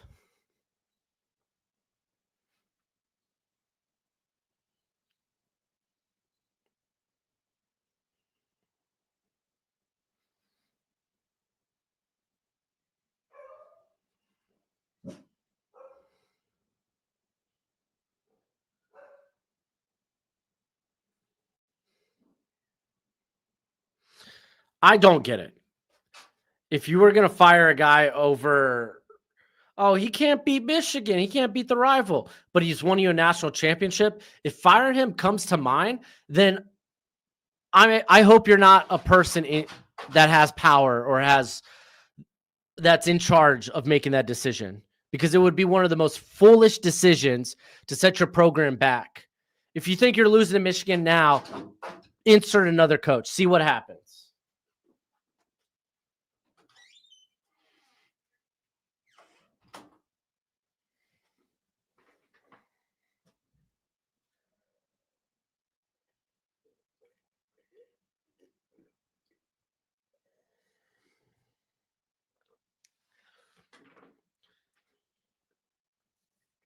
The thought of firing Ryan Day because he can't beat Michigan, but he gets you consistently to the national championship.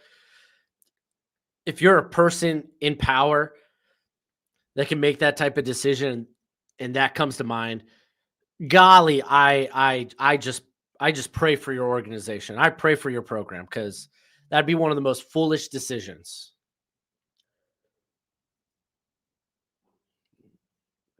All right, handoff here to West. It's going to be like 3rd and 2, 3rd and 3. What do I think of Katie McDonald? I want. What do you think about the Bills drafting Katie McDonald? Kind of solves the running issue. I could see that. I wouldn't hate it. I would probably still lean wide receiver. If McDonald's the top guy on your board, then yeah, send it. Keep adding, solving those problems. I think largely a lot of the problems for the Bills are offensive right now, though.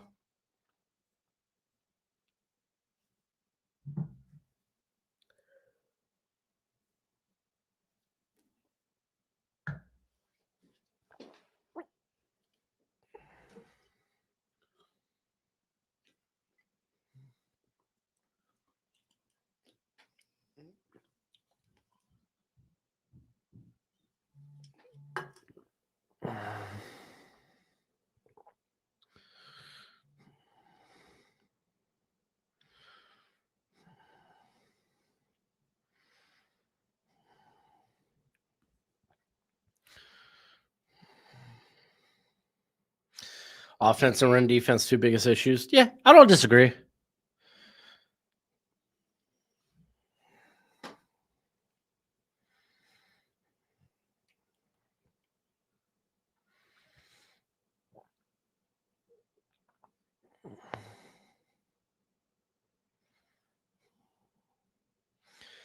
And we got to stop in the backfield here. It's going to be 4th and 5. Probably just punt it.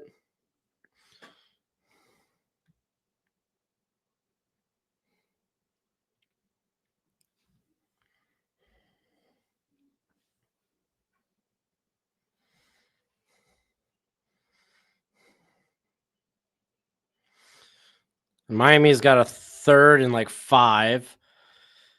Dude, I want another touchdown for Miami, man. So bad.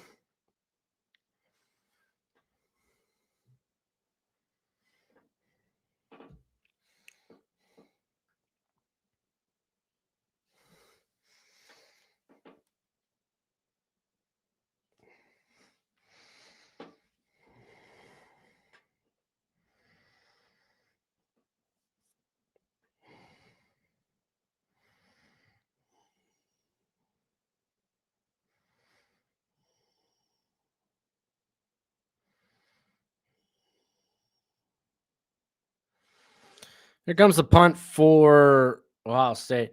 My worry is if we do draft a Boston, what is to say Brady uses him like Keon and it doesn't work. I think play calling is something that needs to change a bit. Yeah. I don't know. I think Joe Brady needs to find that angst again when he took over for Ken Dorsey. Just feels like, I don't know, man. Maybe when it's kind of weird with Dalton Kincaid down or out some of these games, it feels like, wow, he's more of a cog to this offense than you kind of initially think. But yeah, I think they're probably they just need that another playmaker as a pass catcher, specifically a wide receiver.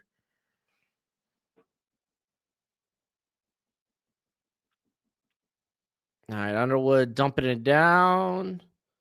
Is that Klein? That's Klein.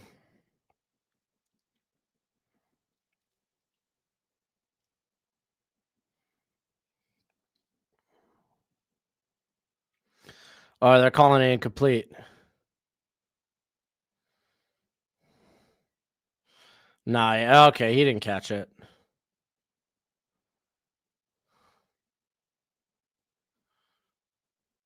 Yeah, he definitely. Yeah, no, they definitely try to force feed it to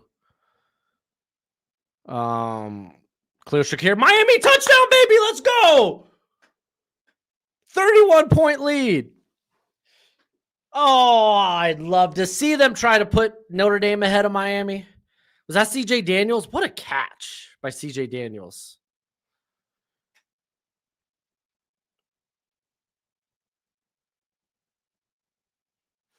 Underwood dumping it to the running back. Ooh, that's close to a horse collar tackle. Grab the jersey, not the pads, though. So not horse collar. Yeah, they do force feed it to Shakir quite a bit. I mean, he's kind of their best playmaker at wide receiver. And I think he's a good weapon. You just need something better. Underwood, he gets it to his running back when his running back's not looking.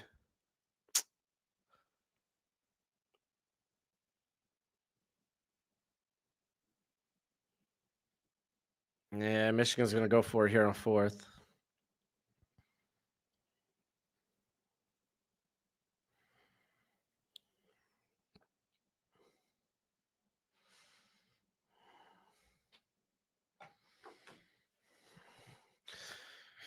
Fourth and 5. He's going to force the slant just out of the reach of McCulley, and it's intercepted. Davidson, Igbenogson, he takes the helmet off. There's the flag. Can't take your helmet off, bro. Wait till you get to the sideline.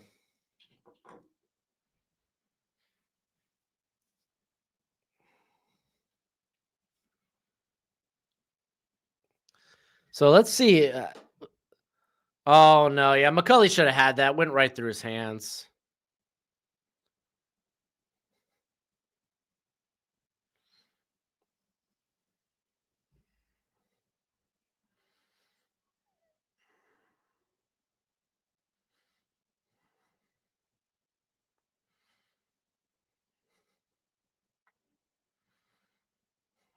Dang. Well, there it is.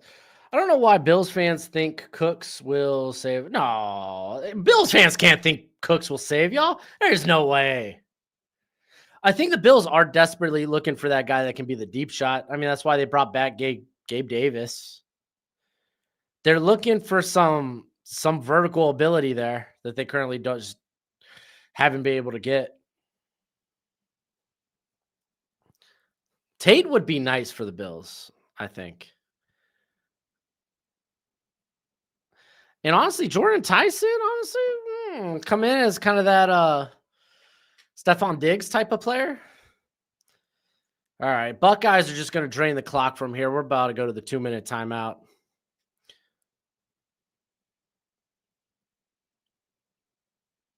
Did Miami just get an interception?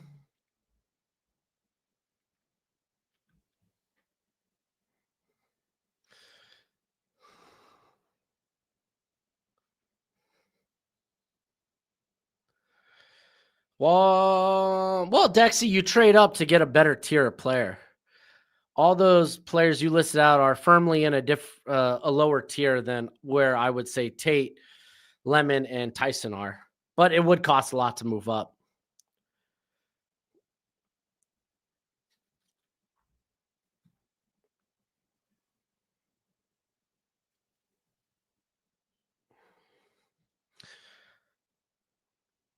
I bet Miami up to minus 20.5. I could have done minus 30.5. Let's go. All right, that's a better win.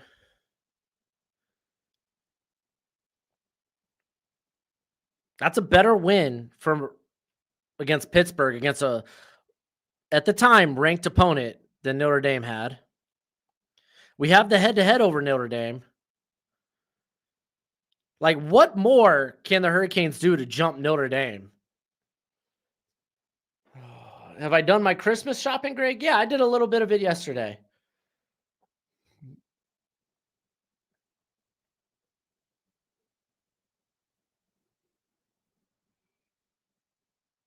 Tate goes up versus corners 2. That's not true. That's not true.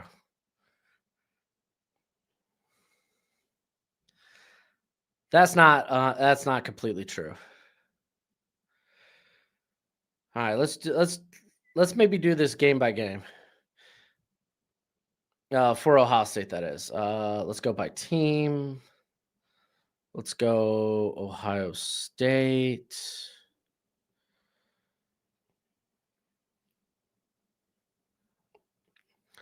Let's go game by game.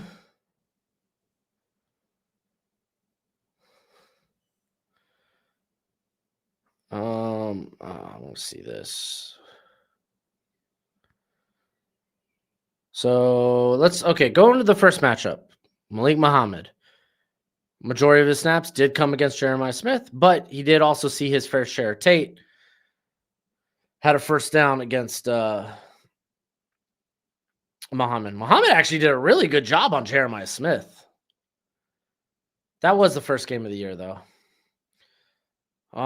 Let's go to let me see Ohio State's schedule real quick. Let's go to Washington. Washington, that was like week 4. Oh, whoops. Wrong team. Wrong team.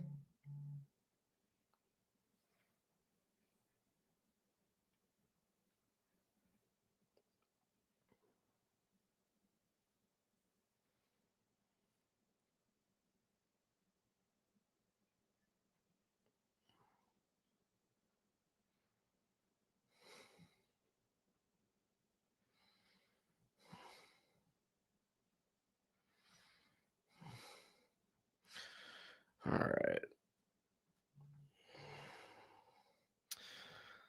I'm pulling from Ohio State or from Washington because they actually have a good group of corners. Most people would argue Tacario Davis is probably their top corner, but I don't think Ephesians Prysock is that far off.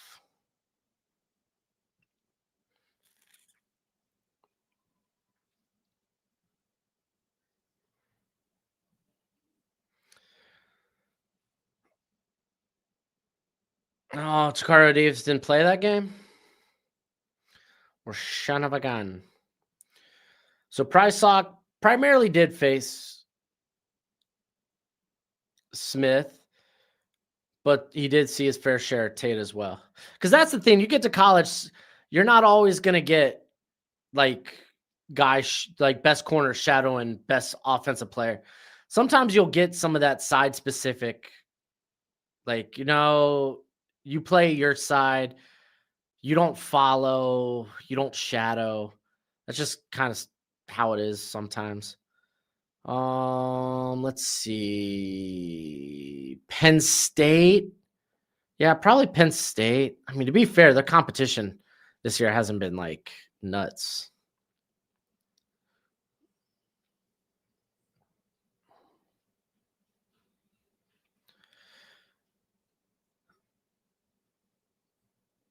Okay, so Tate primarily played versus Tracy, who, yeah, I could argue is corner 2 there. Though AJ Harris hasn't been good this season. But Tate had the 45-yard touchdown against Tracy.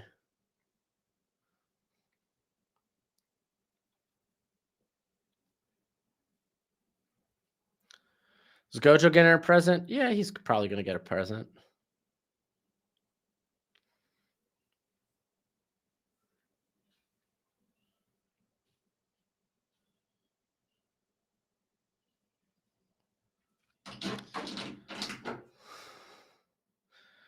If the Bills were to draft a corner, this draft I like Pons. Pons, I think, returns. I think Pons returns. I think Pons returns to school.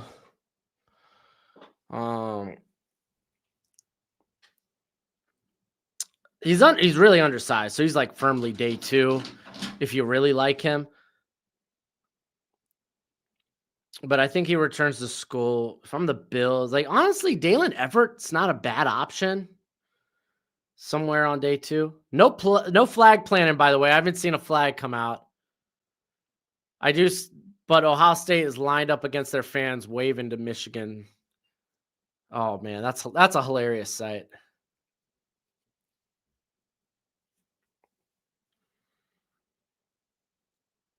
Oh, what do my kids want for Christmas? Toys. My middle child, she loves dresses and stuff, so like girly stuff. My oldest daughter, I'm gonna get her. I can't say this too loud. I'm gonna get her a Pokemon game. I'm gonna get her like a Nintendo Switch and then get her a Pokemon game because she's really into Pokemon right now, as a kid should be. Then my youngest child, my boy, he's just a baby, dude. I could give him a box and he'll love it. think we're going to get him like a basketball, baseball, little kid tee set.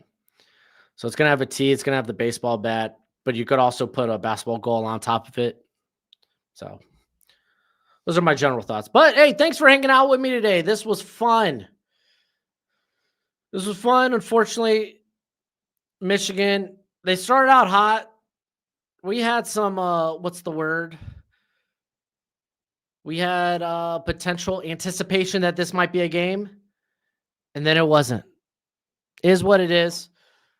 Ohio State, they don't look like they have a weakness. They firmly look like the best team in college football. That is what it is. But thanks for hanging out with me today. We'll be back Monday with the new mock draft, where if your team's out of it, I'm here for you. Even if your team's not and you just want to look ahead, I got you. Stock report ought to be really fun this week. I want to go over some of these guys and matchups. Again, stock report allows me to look at guys that aren't necessarily like the top players in this class. So we could really actually dig in deep into the draft class. But as always, until next time, you be easy, my friends. Later. And remember, Merry Christmas, you filthy casual. Nah, not really.